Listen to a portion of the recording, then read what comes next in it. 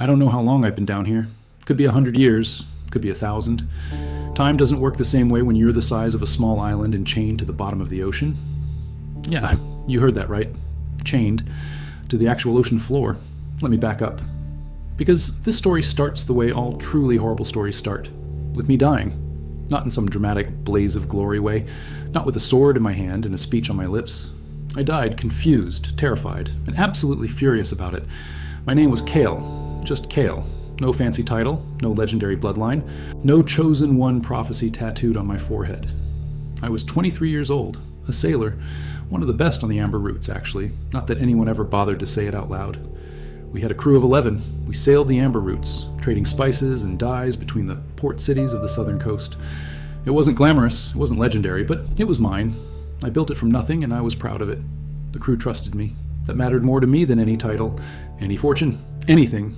Then came the storm, not just any storm, the kind that sailors whisper about in taverns, after too much cheap wine. The kind that doesn't appear on weather charts, because weather charts are made by people who survived. It came from nowhere. One minute the sky was clear, the next, the horizon turned pure black. Not storm cloud gray, not deep purple, pure, absolute, lightless black. Like someone had painted over the sky with ink. I remember grabbing the wheel. I remember screaming orders. I remember the wave, taller than our mast, taller than anything I'd ever seen in 15 years at sea. And then I remember nothing. Then I remember everything, all at once. Like someone poured the entire ocean directly into my skull. I woke up, if you can call it waking, as something enormous. My first thought was, why is my body so heavy? My second thought was, why does my body have fins? My third thought took longer, and it went something like, oh no, oh absolutely not. I was a whale, specifically a blue whale, except somehow larger than blue whales are supposed to get. Not a little larger, not slightly above average larger. Mountains are looking up at me larger. My body alone displaced enough water that simply existing created currents. I breathed and the seafloor shifted. I could feel the deep ocean around me like a blanket, cold and complete, and pressing in from every direction. And I could feel the chains. They weren't tight exactly. They didn't hurt the way iron around your wrist hurts. It was more like weight, constant, impossible, soul-deep weight. Like gravity had opinions about me specifically. Like something fundamental about my existence was being held down on purpose. I thrashed. Of course I thrashed. I'm not an idiot. Chains mean someone wanted me stuck, and I had thoughts about that. I threw every ounce of my new, enormous body against them again and again, and the ocean responded. Actual earthquakes registered on the seafloor. I found out later that 3 coastal towns reported tidal anomalies that week. Buildings rattled. Ships in harbor banged against their docks. Sorry about that. The chains didn't move, not even slightly, not 1 inch. They weren't iron, they weren't steel, they weren't any material I had a name for. They were darkness, solid darkness, woven into something that looked like metal but felt like inevitability itself. Ancient, that was the only word that kept rising in my enormous new skull. These chains were ancient beyond anything I had a framework for. Older than the ocean, maybe older than the concept of being trapped. Like they'd existed before anything needed to be held down. Someone had put me here deliberately. That thought settled into me slowly, the way sediment drifts down through dark water to the floor. Someone had planned this. Someone had been waiting for me to die at sea so they could chain whatever was left of this body in this trench. That made me angrier than the chains themselves. I don't mind bad luck. I mind being a pawn. I'm not going to pretend the years that followed were okay. They weren't. I spent what felt like decades just existing at the deep bottom of nothing. Chained, enormous, completely alone. Here's something humans get completely wrong about the deep ocean. It is not quiet, not even slightly, not even close. Humans imagine the bottom of the sea as silent, peaceful, serene. Humans are wrong about this the same way they're wrong about most things. The deep ocean is full of sound. Whale song from creatures passing far above. The groan of tectonic plates having arguments with each other. The distant mechanical whine of submarines, whose instruments were clearly saying, "Please turn around," in 17 different ways. Once, something ancient passed over me, something so large that it blocked what little light filtered down from above for 3 full days. It didn't stop. It didn't even slow down. Whatever it was, I wasn't interesting enough to pause for. I understood that feeling very well by then. Little fish came and stared at me sometimes, just floating there, looking at the massive chained, miserable thing on the seafloor. I must have been quite a sight. I chose to believe they thought I was impressive. The truth is I was probably terrifying and sad in equal measure. Months passed, Then years, probably. I learned the language of ocean currents and deep pressure systems. Not because I tried, because there was nothing else. Because there is literally nothing else to do when you are chained to a seafloor and the nearest other conscious being is a confused anglerfish. I started to feel my memories fading at the edges, the way they do when you haven't thought about something in a long time. The smell of the dock at Varennes, my mother's voice, the weight of a proper ship's wheel in my hands. These things were dissolving, slowly, like salt in water, still there but no longer solid. And then, on a day that felt like every other day, I heard something that was not ocean. My name. My actual name. Not whale sound, not current language. Kale. One word. Dropped from the surface like a stone, and it hit me like a depth charge going off inside my ribcage. Someone above me knew who I was. Now, I want you to understand how impossible this was. I was at the bottom of the deepest trench in the known ocean. Sound travels in water, yes. But this wasn't sound. It bypassed physics entirely. It went directly into the part of me that was still human. Still Kale. Still the guy who built a trading crew from nothing. I felt something that I had almost completely forgotten the texture of. Hope. Hope is a dangerous thing after years of nothing. It wakes up everything that had gone quiet. And waking things up hurts. But there it was. Real and impossible and completely unwelcome in the best possible way. The voice came back the next day. Then again. Then more voices. 3. Then 5. I recognized them, one by one, like candles lighting in a room I'd forgotten existed. Marina, my navigator. The best in 5 ports, and she made sure everyone knew it. Dawn, my first mate. Broad as a doorframe, gentle as spring rain, laugh like distant cannon fire. Petra, the youngest of us. 16 when we made our last voyage. She'd been learning navigation from Marina. And 2 more, Cass and Ren, our cargo handlers who I'd once watched spend 3 hours arguing about whether a specific shade of blue was ocean blue or sky blue fallen into water. They hadn't died in the storm. Somehow, impossibly, 5 of my crew had survived. And they had spent years looking for me. See, here's the thing you need to understand about my crew before any of this makes sense. They were deeply, fundamentally unreasonable people. Most people, upon losing their captain to a supernatural storm and seeing no body and no wreckage, would grieve, move on, find another ship. Healthy, sensible, normal human behavior. My crew held a memorial service. I found this out later, and then immediately began investigating what had actually happened, because my crew did not accept the ocean took him as an answer, not without evidence, not without at least 3 verified sources. It had taken them 7 years to find me, 7 years of research, of bribing ocean spirits with offerings of smoked fish and silver coins, of consulting sea witches, deep-tide readers, and at least one entity that lived inside a whirlpool and communicated exclusively through riddles. 7 years of being told I was dead and responding with, "Prove it," and then immediately continuing to search. The first time Marina actually made contact, real contact, not just calling into dark water, I almost swallowed her boat. Not on purpose. I was surprised. And surprise, when you're a creature the size of a small island, causes involuntary physical reactions. The water displacement from that one startled flinch sent her vessel spinning sideways through the water for nearly a full mile.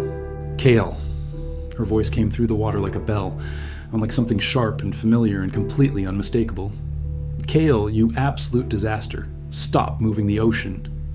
And I laughed, or the whale equivalent of laughing, a sound that registers on coastal seismic equipment as a minor tremor. She heard it, even from the surface, through miles of water. She heard it, and she started crying. She would deny this if you asked her. She would look you directly in the eye and say she had allergies. But I felt the change in the water above me, the slight warmth of something hitting the surface repeatedly. Marina was crying. "It's you," she said, not a question, an answer.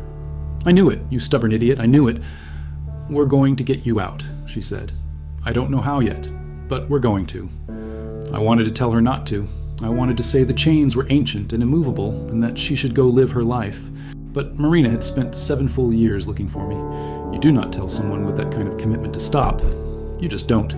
Also, and this is important, I couldn't actually talk. Whale, still working through some logistical challenges there. Marina went back up. I felt the shift in the voices, the change from searching to planning. Planning feels different from searching. Searching is scattered, reaching. Planning is focused, pointed. That shift felt like the sun breaking through clouds, even at the bottom of the ocean, even without seeing it. Over the following weeks, they began sending things down to me.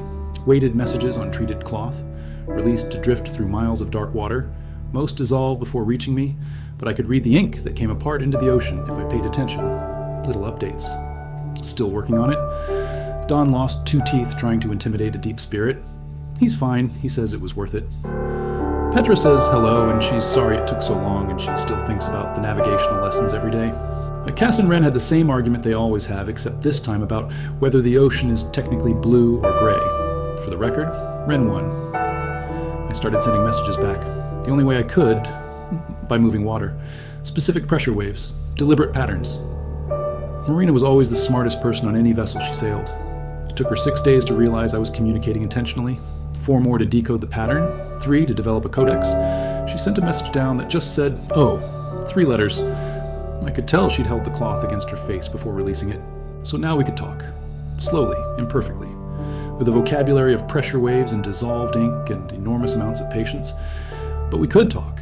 And talking, even badly, changes everything about a situation. Marina told me what she had found. They had a name for the chains now. Tidebreaker bonds. Ancient restraints. Created during a war between ocean gods so old that no one remembered what they'd been fighting about.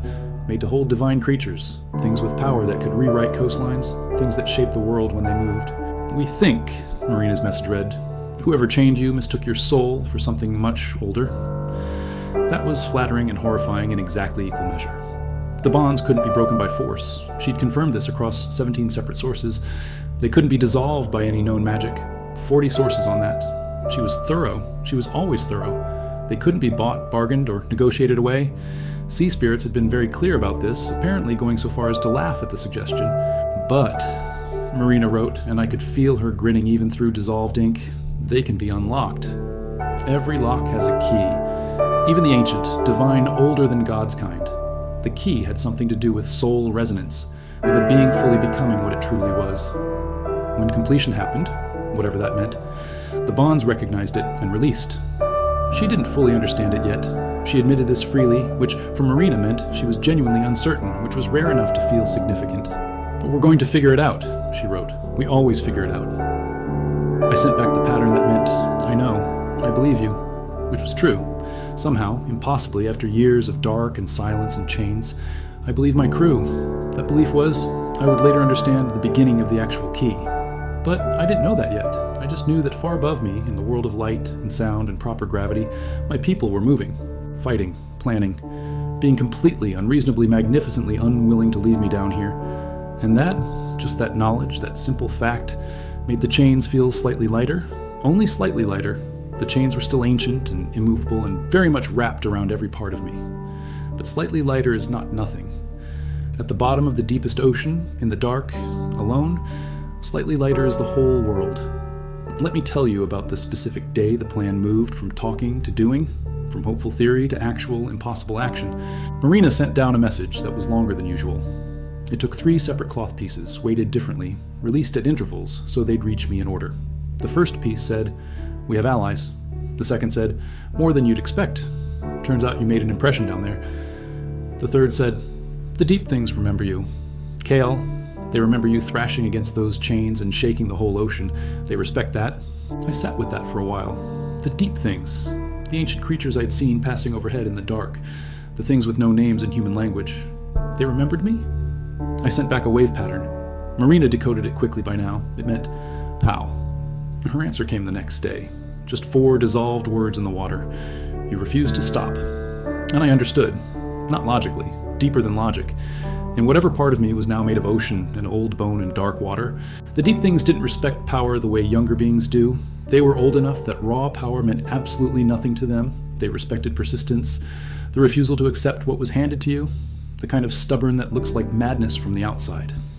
I had been throwing my entire enormous body against completely immovable chains for what might have been centuries of continuous, pointless effort. From the outside, that looked like failure. From the deep thing's perspective, apparently, it looked like something worth watching. Marina had spoken to 3 of them. I don't know how, I don't want to know how. The Sea Witch incidents were apparently involved, but she had spoken to them, and they had agreed to help. Not with the chains directly, they were clear on that. The Tidebreaker bonds were beyond even their reach. But they could do other things, things that would matter, things that would change what was possible. The first thing they did, they moved. 3 creatures older than any recorded history began to migrate from their ancient positions.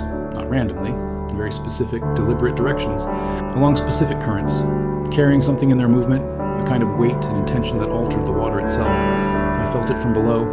A shift, like the ocean was being redistributed. pressed and pulled and redirected with purpose. Marina's next message was almost shaking with excitement. I could tell even in dissolved ink. Kyle, the currents are changing. Can you feel it? I sent back the pattern that meant yes. Her next message came. We're redirecting flow from the eastern deep channels, building pressure above you. We think if we create the right kind of tidal structure above you, something like a funnel, we can concentrate force directly on your location. I sent back, will that break the chains? The pause before the next message was long enough that 2 days passed. No, she finally wrote, but it might give you something to push against. And then I understood what she was doing. Brilliant, infuriating, never gives up Marina. She couldn't break the chains. No one could break the chains from the outside.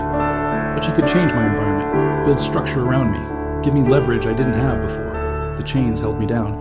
But if the water itself was pushing in the right direction, aligned with something inside me rather than against me, maybe that was the difference between a lock that stays locked and a lock that opens. I didn't know if it would work. Marina didn't know if it would work. But the deep things had agreed to help move an ocean. My crew was redirecting tidal currents, and I was still here, still Kale, still thrashing. That had to count for something, even at the bottom of everything. Meanwhile, above the surface, things were moving that I couldn't see but would soon feel. Dawn had gone north to the port city of Verano, our home port, the place we'd sailed from on that last voyage. He went there because of a rumor, something a deep tide reader had mentioned before, asking for a very specific and deeply strange payment. The rumor was about a man named Solon, a scholar, one who had spent 30 years studying the ancient god wars that produced the tidebreaker bonds.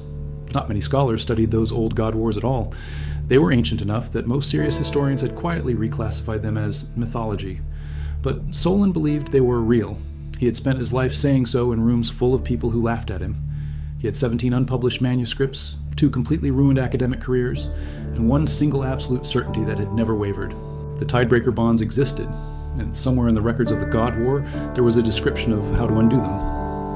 Dawn found him living on the eastern edge of Varennes in a house that was mostly books with some structural support added as an afterthought.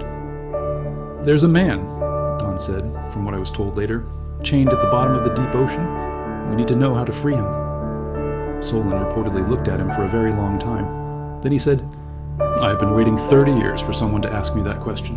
Then Solon offered Dawn a cup of tea, pulled out the first of 17 manuscripts, and the 2 of them stayed awake for 3 consecutive days. Dawn came back to the ship with a stack of notes and dark circles under his eyes, and the particular energy of someone who has not slept but has found what they needed.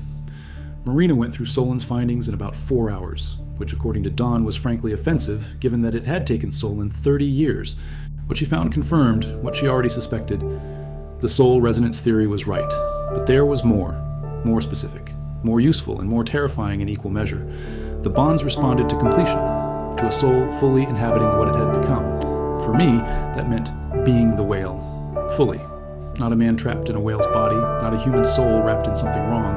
Actually, being the whale, the ocean creature, the deep thing, the chained, enormous presence that had existed on the seafloor for so long. And simultaneously being Kale, the sailor, the captain, the person who had a crew that spent 7 years searching. Both, fully, at once, without contradiction. Marina's message about this came down in 2 pieces. The first said, the key is not escape. The second said, the key is acceptance. I sat with that in the dark, in the cold, in the chains, acceptance. I had spent, however long it had been, fighting what I was, raging against the whale, raging against the ocean, treating my enormous body like a prison, treating the deep water like an enemy. What if that was exactly what the chains wanted? What if fighting what you'd become was the lock itself? I didn't have an answer, but I had a question now, which is different from having nothing. Questions are seeds, even at the bottom of the ocean. Above me, my crew was doing something that had never been attempted, moving ocean systems deliberately, with intent. The tidal structures Marina designed were unprecedented. Currents that had flowed in one direction for thousands of years were being redirected, slowly, carefully, with the help of creatures older than civilization. The deep things didn't speak to each other in any language humans would recognize, but they communicated. I felt it in the way the water changed around me, more intention, more direction, like the ocean was slowly becoming something coherent, something pointed at me specifically, like an enormous planet-sized machine being assembled one ancient creature at a time. Somewhere above the surface, Petra was working on something else entirely. She had become a navigator, a real one, better than good if Dawn's reports were accurate, But she'd also become something she hadn't been at 16, a scholar of sea magic, of the places where ocean and spirit overlapped. She had found a map, not a map of geography, a map of the magical architecture of the deep ocean, where the old god wars had scarred the water itself, where power pooled and where it was absent. And she had found something Marina hadn't found in 7 years of searching, the location of the original key. Not a physical key, of course not. Nothing about this was that simple. The original key was a phrase, a specific resonance, a sound, or something like a sound, that the bonds had been designed to respond to, spoken or felt by the right, being at the right moment of completion. The problem was, the phrase was in the language of the old gods, a language that no living thing spoke anymore. The solution, and this was entirely Petra, this idea was entirely hers, was that the language didn't matter. Intent mattered. Meaning mattered. If the soul resonance was right, if the completion was real, then any language would carry it. Any words, even whale song, even the language of currents and pressure waves and the deep, specific silence of something enormous and ancient and impossibly, stubbornly alive. "You've been speaking it," Petra's message said when she finally got it down to me. "Every time you talked to us, every wave you sent up, every pattern, every time you refused to go quiet, you were saying it. You just didn't know." I read that in the dissolved ink drifting down through miles of dark water. And something happened in the part of me that was still Kale. Something unlocked. Not the chains, not yet, but something inside me. Some resistance. Some held breath I hadn't known I was holding. I was a whale. I was chained. I was also Kale. I also had a crew that had spent 7 years building me a way home. All of those things were true at once. And none of them canceled out the others. Maybe that was the beginning of it. The first click of the key turning. Maybe that was what the deep things had seen. Not power, not strength, but the refusal to be only one thing. The refusal to let the chains define which parts of me were real. Above me, my crew was moving the ocean. Below me, I was starting to understand why. Not to break the chains, not to destroy what held me, but to give me enough space, enough pressure and alignment and ancient help to finally unlock from the inside. That's where we were. That's what had been built across 7 years and 3 sea witches and 30 years of one scholar's patience. My friends had redirected ocean currents and spoken to ancient creatures. They had found lost maps and deciphered older languages than anyone living still spoke. They had done the impossible thing of locating me, of talking to me, of refusing every single day to accept that I was gone. And now they were building the structure around me, patiently, carefully, with more love than the ocean has water. But the final piece, always the final piece, was going to have to come from me. That's the part that kept me awake. Whales don't sleep the way humans do. We surface, we breathe, we drift. But in the drift between one breath and the next, I thought about it. What did it mean to accept what I was?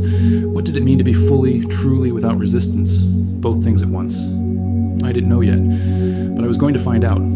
Because my crew was moving the ocean for me. The least I could do was meet them halfway. There's something I should explain about what it's like to exist as something enormous and chained.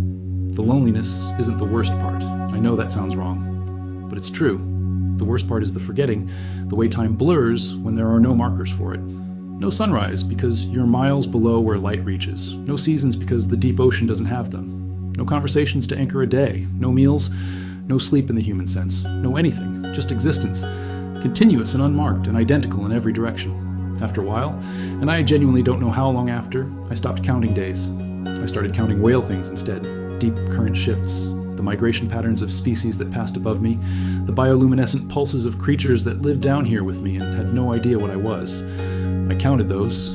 It was better than counting nothing. I also began paying close attention to the chains themselves during all that time. Not trying to break them. I'd given up on that. Just observing.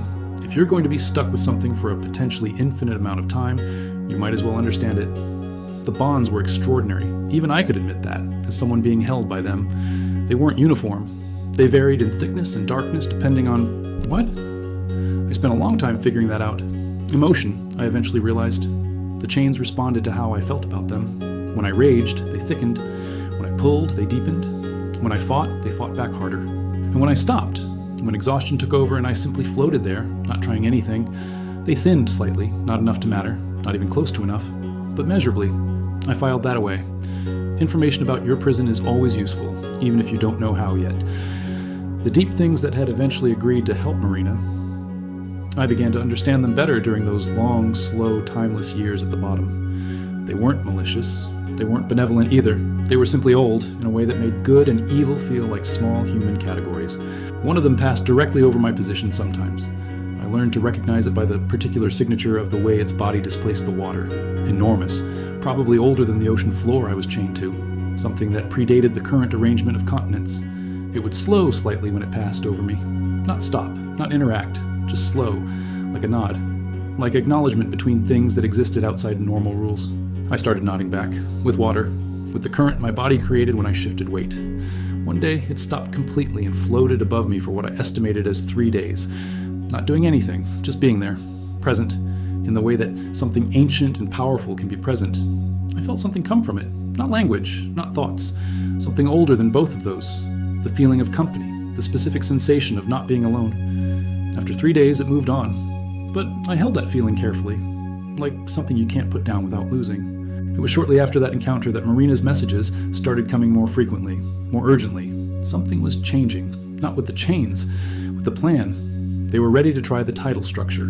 They had built enough current redirection, gathered enough cooperation from the deep things, done enough of Solon's calculations. "We're going to try to concentrate the aligned force above you," Marina wrote. "It won't be comfortable. For you or for the coastlines nearby, we're sorry about that. But we think it might give you the pressure differential you need to, well, you'll feel it. Hopefully you'll know what to do." Hopefully. Marina wrote the word hopefully. Marina never said hopefully. Marina calculated, prepared, planned, executed. Hopefully was not in her vocabulary, which meant this was the edge of what anyone knew, beyond the maps, into the space where hope was the only available tool, and my crew was going to do it anyway. I sent back one pressure pattern, carefully, clearly. It meant, "I'm ready." It was at least half a lie. I had no idea if I was ready, but there is a specific kind of readiness that isn't about certainty. It's about deciding, choosing, committing to the next thing even when you can't see past it. My crew had spent 7 years on the wrong side of what was possible. They'd done it anyway. The deep things had agreed to move for one chained creature they barely understood. They'd done it anyway. Solon had spent 30 years being laughed at for believing in something real. He'd done it anyway. The least I could do was decide that I was ready. In the depths below, even me, and there are always deeper depths, always more dark below the dark. Something stirred. I still genuinely don't know what it was. Something enormous in a way that made me feel small, which is impressive given my current size. It didn't come closer. It didn't communicate anything I could translate. But its attention moved toward me like a slow current changing direction. I felt it notice the gathered force above me, the redirected currents, the aligned intention of the deep things.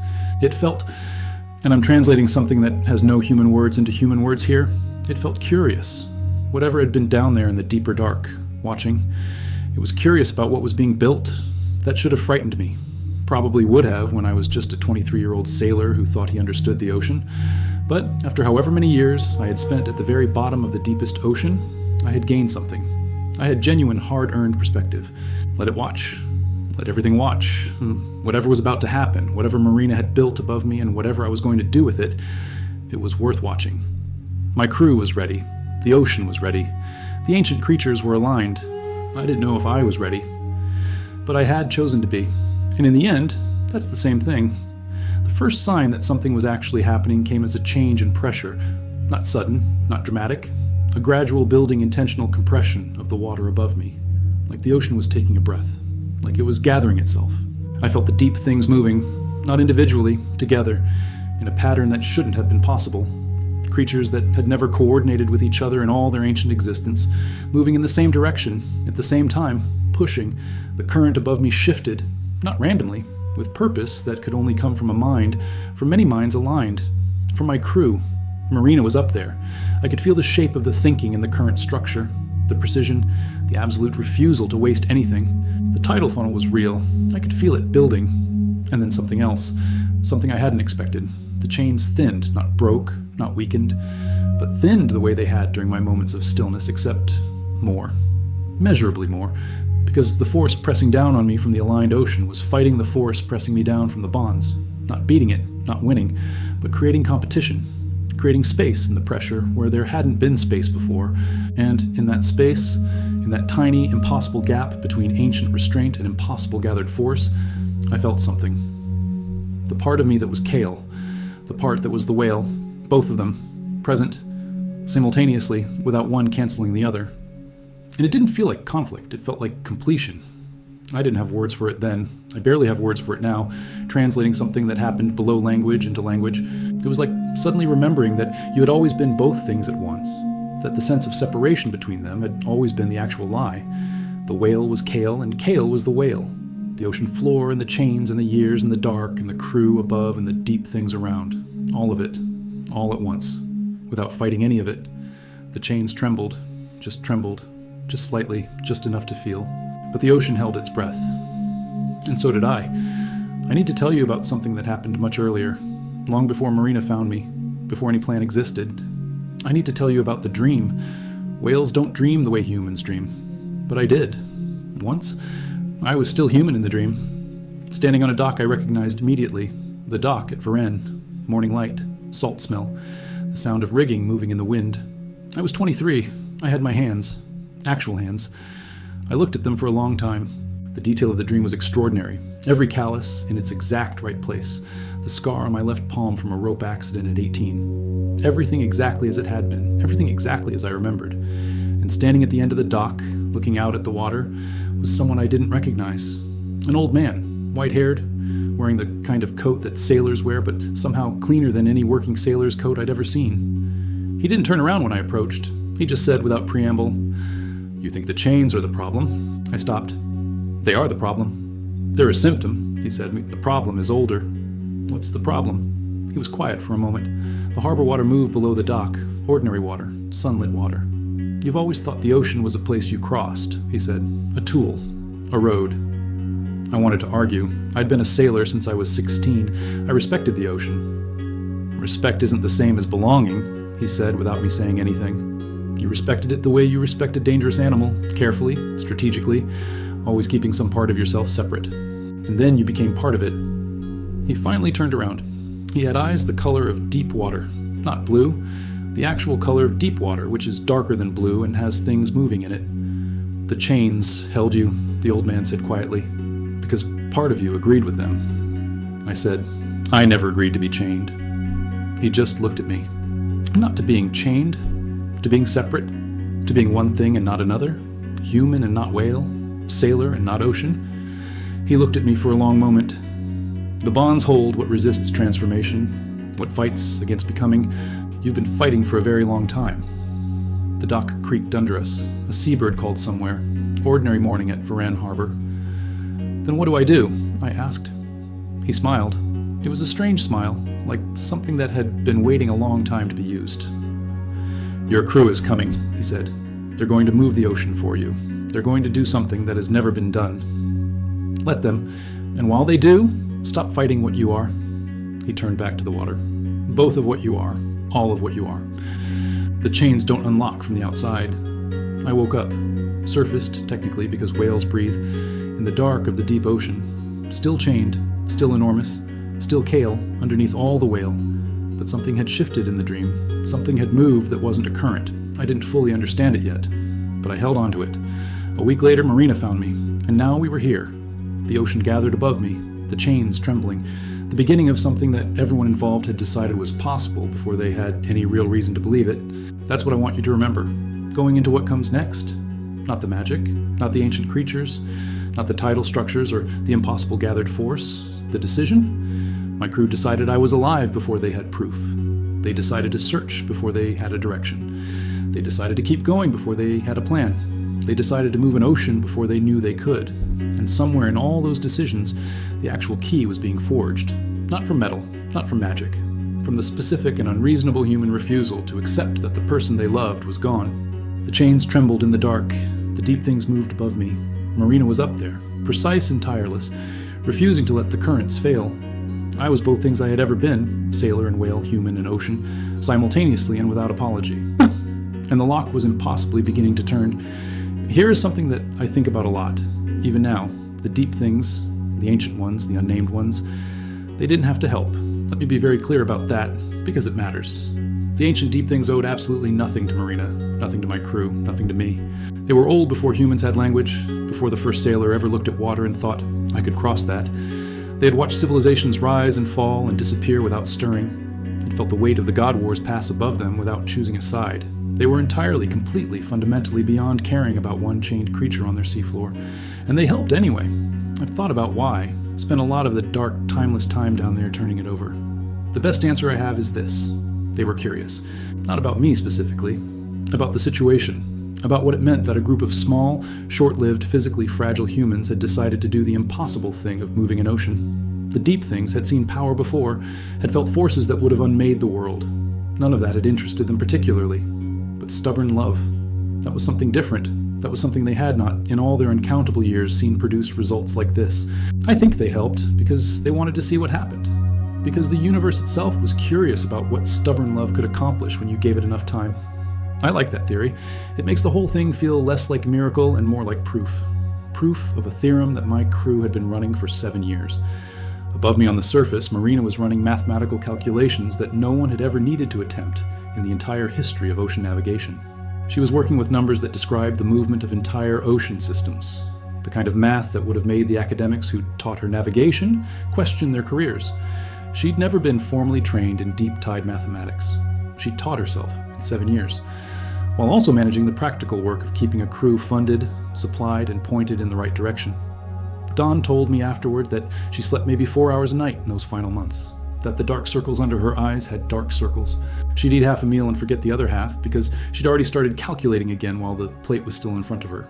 I know Marina. I knew her before any of this. She was always like that, so focused on the problem in front of her that everything else became background. But this was different. This wasn't professional focus. This was personal. She was trying to pull her captain out of the bottom of the ocean with pure mathematics and absolute refusal. Dawn kept her eating, kept her sleeping those 4 hours, talked her through the moments when the calculations weren't adding up and frustration was getting dangerous. That was his role. It had always been his role, the one who held everyone together when the stress threatened to pull things apart. He was doing it here too, quietly, without announcing it. That was how Dawn worked. Petra, meanwhile, was doing something I wouldn't understand the full scope of until much later. She was mapping something that didn't show up on any instrument, the invisible magical architecture of what had happened to me into the bonds. She had a gift for seeing patterns that other people missed. Marina saw systems, Dawn saw people, Petra saw the connections between things. She'd been building a complete picture of the tidebreaker bonds, not just what they were, but what they were part of. The tidebreaker bonds weren't isolated artifacts, she determined. They were connected, part of a much larger, ancient, intentional structure, a network of ancient restraints scattered across the deep ocean, each one holding something, each one connected to the others. My chain was one thread in a web that spanned the world's oceans. That was terrifying. That was also, Petra had decided, useful. If she could understand the web, trace its shape, find its logic, she might find something about the key that no one else had been able to see. She worked on it for 3 years, alone mostly, in small boats, dropping instruments into water, building a map of something that didn't show up on any instrument. She built the map entirely from inference, deduction, and that particular gift she'd always had for seeing the connections between things that seemed unrelated. And she found something small, something that only mattered if you already knew what Marina and Solon had discovered. The bonds responded to completion, but completion meant something specific in the context of the web. It meant being recognized, not by the chain, by the web itself, by whatever ancient intelligence had made this structure. The web had been built to hold divine things, old things, things with power that could crack the world. But the web had also been designed to release what it held, not permanently, not easily, but it could release. Under exactly one specific condition. The thing held by the bonds had to be acknowledged, by the web, by the deep ocean, by whatever ancient intelligence ran the whole system, as something that belonged there, not recognized as a prisoner or an anomaly or a mistake, recognized as something that genuinely, fundamentally, completely belonged to the deep ocean. I needed to be recognized not as a human chained to the seafloor, but as a creature of the deep, as something genuinely, fundamentally, without argument part of the ocean, and simultaneously remembered as Kale, both at once. Full, undivided, uncontradicted. The web would feel it, and the web would release the bonds it had never actually intended to place on something like me, because the bonds were never meant for me. That part was always true. Something had made an error, had mistaken my soul for something older, and the web, if it could feel the mistake, would correct it. That was Petra's theory. Marina had run the math on it 17 times. Solon had checked the historical texts. It held up, theoretically, in the way that things hold up before you test them and find out what reality thinks. And now they were testing it, with my cooperation, with the help of ancient deep things, with 7 years of work and one dream I'd had at the bottom of the ocean. The chains trembled. The deep things moved in concert above me. Marina's tidal funnel pressed down with the combined intention of creatures that had existed since before the concept of time was useful.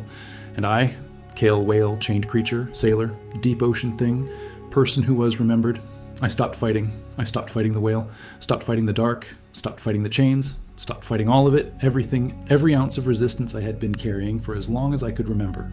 And in that moment of absolute, complete, total stillness, when I stopped fighting every single thing I was, the web noticed me. The web noticed me. And then everything happened at once, which is exactly as overwhelming as it sounds. Let me explain what the web actually felt like from the inside, because I think that matters. It wasn't like being watched. Being watched is passive. Something looks at you from a distance and you feel the attention. This was more like being read. Like something ancient and vast was running its perception through me like water through sand. Every layer of me. Every memory. Every year on the seafloor and every year before that on the ocean surface.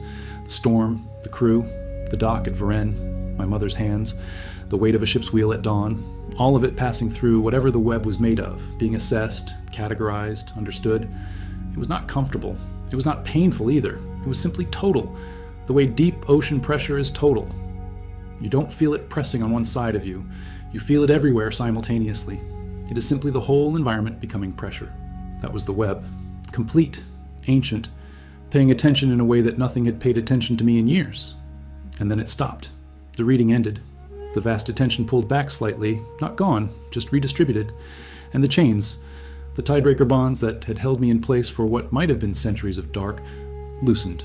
Not broke, not dissolved, loosened. A fraction. Enough to feel the difference between held and slightly less held, but that fraction was everything in the world.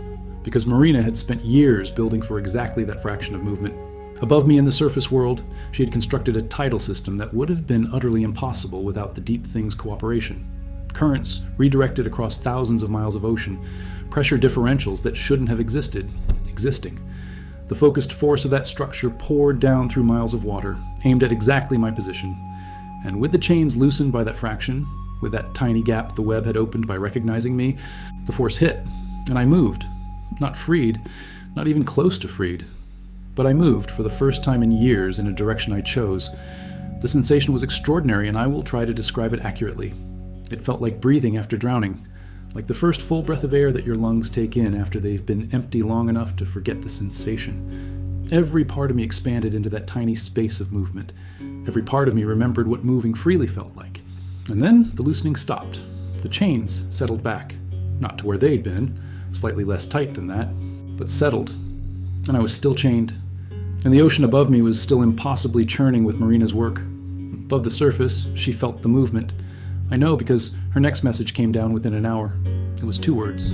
The 2 words she'd been working toward for 7 years, dissolved in the water above me. It worked. I sent back the pattern for yes, slowly, deliberately, making sure each wave was clear. And then I sent another pattern, one we'd developed specifically for complex information. It meant barely, because barely was honest. And Marina deserved honest over comfortable. Her next message took a day, long enough that I knew she was recalculating, running numbers, being Marina about it. Barely is enough, she wrote. Barely means the theory is right. Barely means we scale up. Scale up. 2 words that, when Marina said them, meant something specific and slightly terrifying. Marina scaling up meant more deep things, more redirected current. More of Solon's calculations applied at greater range. It meant pushing harder on every element of the system until barely became almost, and almost became enough, and enough became free. It also meant, and she was honest about this in the message, real consequences for the coastlines above. Moving ocean systems wasn't subtle. The tidal structures she'd built were already causing anomalies. Fishing boats reporting currents that ran the wrong direction. Weather patterns disrupted. Coastal flooding in low areas. Nobody had died yet. Marina had been extraordinarily careful about that. But careful had limits, and scaling up meant pushing hard against those limits. She put the choice to me directly, the way she always had, even back when I was just a captain and she was my navigator. "We can stop here," she wrote. "The chain is slightly looser, that's real progress, or we go further. Going further means harm we can't fully control. I won't do that without your decision." I held that message in the water around me for a long time, feeling the dissolved words as they spread and faded. This was the thing about Marina. She'd spent 7 years finding me, built something unprecedented to reach me, and she was still asking, still putting the decision in my hands, still treating me as the captain, even at the bottom of the ocean, Even as a whale, even chained, I was still her captain and she still asked. I sent back one wave, clear, deliberate, the pattern for go. Because my crew had already given 7 years. The coastlines could recover. I was not sure I could. The scaling up began 3 days later. I felt it before Marina's message confirmed it. The ocean above me changed in a way that was hard to describe, more intentional, more concentrated, like the difference between rain falling randomly and rain being aimed. 3 more deep things had joined the effort. Marina's message said they'd come without being asked, just arrived, positioned themselves, started contributing to the tidal structure as if they'd been part of the plan all along. I thought back to what the first deep thing had communicated to me in that long stillness. The feeling of company, the sensation of genuine presence. Maybe they had their own reasons. Maybe an ancient creature chained to the seafloor was something that offended them. Something that violated a principle they held about what the deep ocean was supposed to contain. Or maybe they were just curious the way I'd thought before, watching to see what stubborn love could do. Either way, they helped. And their help was significant in a way I could feel through miles of water. The pressure above me increased. The directed force of the tidal system grew heavier, more focused. And the web, the ancient network that the bonds were part of, stirred into attention again, its vast perception shifting toward what was happening. Because something unprecedented was happening above me. An ocean being deliberately moved by the cooperation of creatures that had never cooperated before. The web, I was beginning to understand, had opinions about unprecedented things. Solon sent a message down through Marina during this period. She relayed his words carefully. He had found something in the oldest manuscripts, a reference to the god war that had created the bonds. The war hadn't been between the ocean gods, as everyone assumed. It had been between ocean and sky. The sky powers had wanted to fix the ocean, organize it, make it predictable, governable, mapped. The ocean powers had refused. The war was about chaos versus order, wild versus controlled. The tidebreaker bonds were the sky powers' tool, their attempt to anchor the ocean's wildest elements, to hold down the things that made the ocean uncontrollable. The ancient creatures, the deep powers. My soul had been caught in that system by mistake. It had looked to whatever automated assessment the sky powers had built like something that needed anchoring. A sailor who had spent 15 years wrestling the ocean, who had loved it and fought it and refused to stop going back. To the sky powers system, that kind of bond with the ocean was indistinguishable from the thing they'd been trying to chain. You loved the ocean too much, Solon's message said, and the chains mistook love for power. I held that for days, the way you hold something that explains everything and changes nothing simultaneously. The chains were a mistake, had always been a mistake. But mistake or not, they were still very much on me. Knowing why doesn't unlock the lock. You still need the key. But Solon's discovery changed something fundamental. It told us who the web actually answered to. Not ocean gods, as everyone had assumed. Sky powers. Powers that valued order, control, predictability. Powers that would not be happy about what Marina was doing above me. Because what Marina was doing above me was the opposite of everything those powers stood for. She was making the ocean more chaotic, not less, redirecting currents that had flowed in order for millennia, convincing ancient creatures to cooperate in ways they never had, breaking patterns that the sky powers had spent a god war establishing. If the web answered to sky powers, and Marina was directly challenging everything those powers had built and stood for, then something was going to respond. Then, scaling up wasn't just risky for the coastlines, it was potentially going to provoke something much older. Marina had already calculated this, of course she had. Her next message arrived before I could send my concern. I know what Solon found. I ran the implications. There are 3 possible responses from the sky system. 1, they ignore us. Small-scale disruption beneath their notice. This is the best option. 2, they send a proxy, something that acts on their behalf to stop the disruption. We can probably handle this. 3, they reassert the bonds directly, tighten them instead of loosening them. This would be very bad.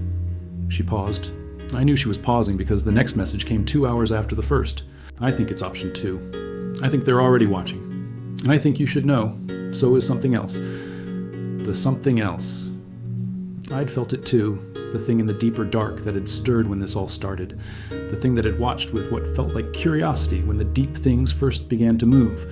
It was closer now, not close by ocean standards. Probably still miles below me, in depths that had no name, but closer than it had been. And its attention was completely, totally, entirely focused upward. On what Marina was building above me, on the web's response to it, on what was being attempted. I did not know if it was a threat. I did not know if it was anything that had a relationship with threat. It was simply vast and attentive and pointed at the situation in a way that suggested investment in the outcome. I sent Marina a pattern I'd never used before in all our months of communication. We hadn't developed a word for it. It was more of a feeling than information. The pattern for, there is something else here and I don't know what it is, and I think you should factor that in. Marina, brilliant, terrible, unstoppable Marina, sent back a single wave. The pattern for, already did. Of course she had. Of course. The escalation happened on what I would calculate was a Tuesday, though time had long since lost that kind of precision for me. The sky system sent a proxy. Marina had been right about that, right about the timeline too. I didn't see it arrive. I felt it. A new pressure in the water above me, different from Marina's tidal structure. It was ordered. Perfectly regular.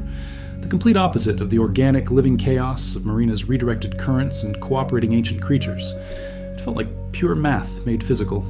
Like something that moved exclusively according to absolute rules with exactly zero tolerance for deviation or chaos. It was enormous. Not living exactly. More like the concept of control given physical form in the deep ocean. It moved toward Marina's tidal structure with the specific purpose of dismantling it. I felt the moment it made contact with her work, the collision of ordered and chaotic, controlled and willful.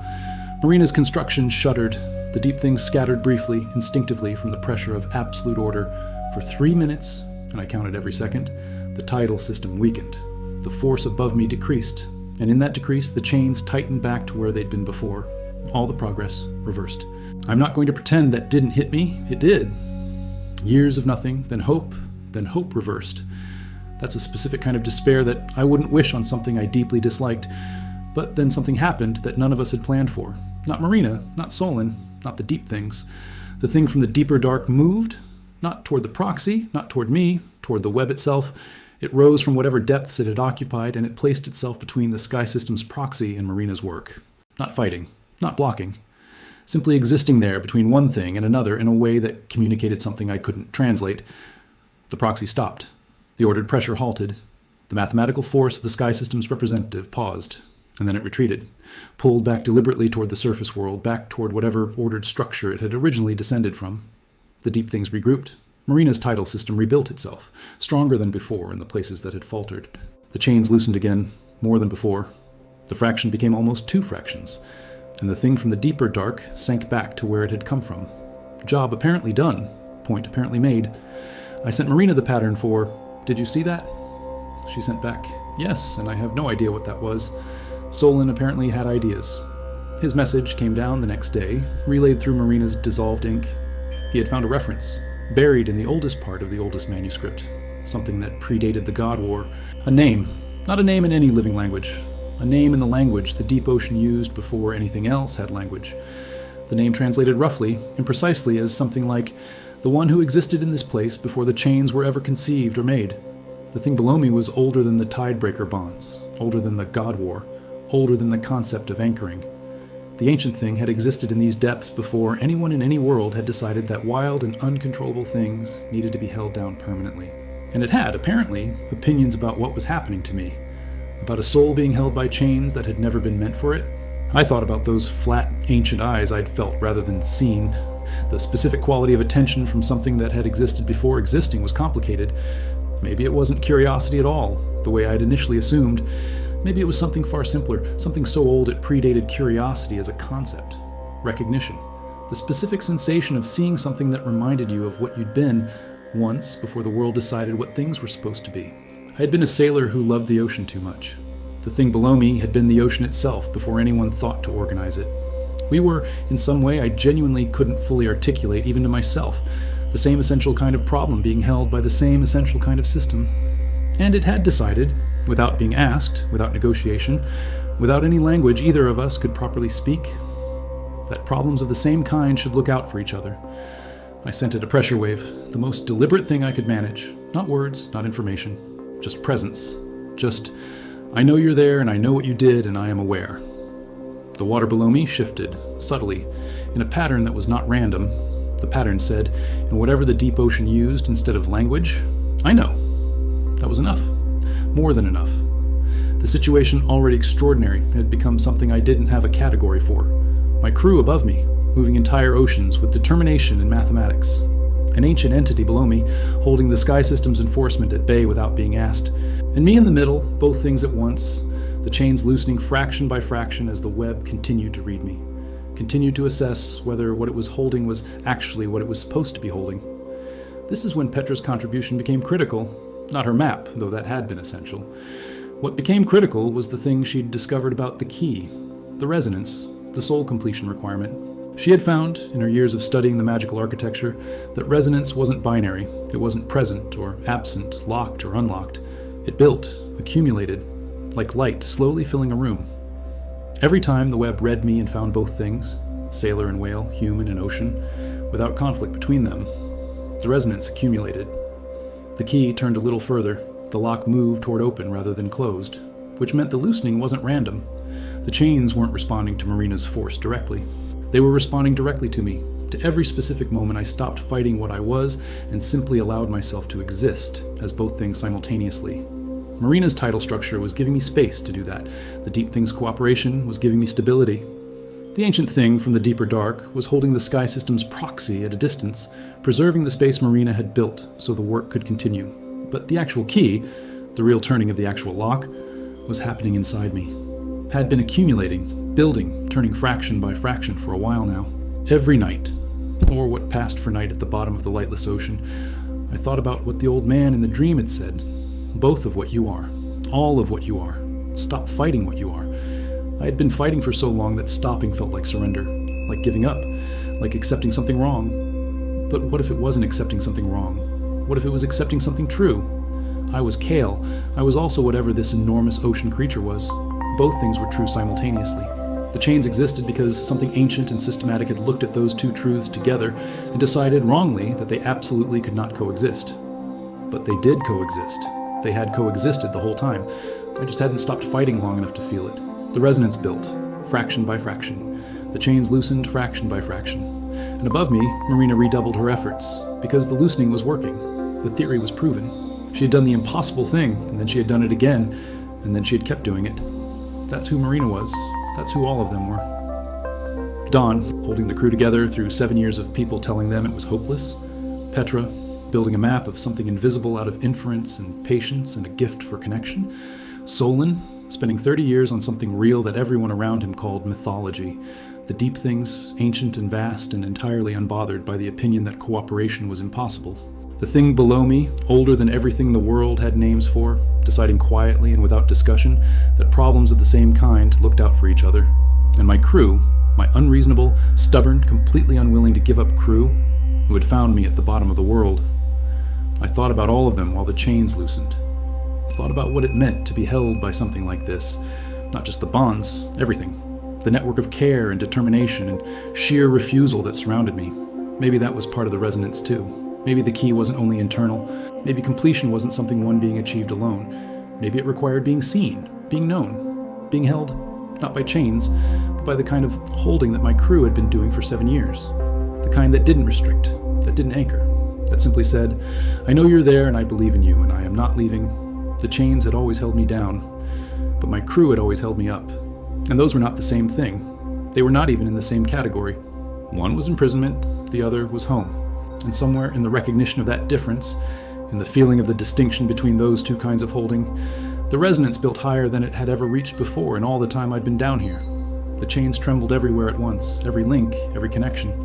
And deep below me, the ancient thing shifted, rose slightly, like something leaning forward to watch what happened next. Marina's message came down that evening. It was longer than usual, more personal than she normally allowed. Kale, it began. Not Captain, not a title, just my name. I want you to know something, not because it's tactically useful, just because it's true and you should know it. We didn't look for you because we thought we could find you. We looked because you would have looked for us. That's it. That's the whole reason. You would have done it for any one of us, and we knew that. So we did it, and we're going to keep doing it until you're out, however long that takes. However much ocean we have to move. I read those words in the dissolved ink drifting down through the dark, read them as they spread and faded. And something in me that had been held very carefully in check for a very long time, years, maybe centuries, finally and completely stopped being controlled. Not weakness, not grief, something more like the specific feeling of being known, of being seen accurately, of someone understanding not just that you were there, but why you were there and what that meant. The chains didn't just tremble this time. They rang, like struck metal, like something resonating at its true frequency. The sound moved through the ocean in a way that the deep things felt immediately. Their movements changed above me. The thing below me rose another fraction, its attention focused with an intensity I felt in every part of my enormous body. The web paid attention so completely that I felt it like temperature, like weather, like a change in the nature of the water. The resonance was at a level I didn't have numbers for. The key was turning. Not fractions now. The lock was moving, really moving, toward open, toward whatever came after, chains and darkness and years. I didn't know what came after. I hadn't let myself think about it. What did you do when you'd been a whale for long enough that being a whale was simply what you were?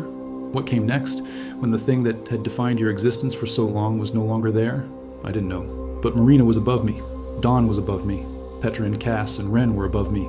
Solon was probably still awake somewhere, surrounded by manuscripts, waiting to see if 30 years of belief paid off. The deep things were moving above me.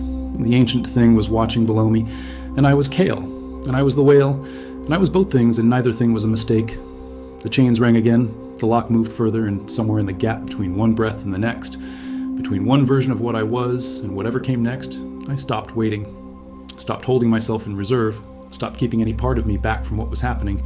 I was here. I was both things. I was seen. I was held by people who would move oceans for me, and that, finally, was enough to turn the key all the way. And there is a specific problem with hope that nobody tells you about until you're deep inside it. Hope is not a stable state. It fluctuates. It rises when things go well and crashes when they don't. And every crash hurts more than the one before, because each new hope is built on top of all the previous ones combined. After the proxy finally retreated and the chains loosened again, I felt something I had been very deliberately careful to avoid the whole time. Wanting. Not just hoping. Wanting. Actively, urgently, painfully. Wanting to be free in a way that hadn't been safe to feel before. Because wanting something you can't have is a particular kind of torment, and I'd been careful to stay below that line. But the chains had moved. Really moved. The lock was really turning. My crew was really up there, really doing this. Wanting crept in through every crack in my careful management of expectations.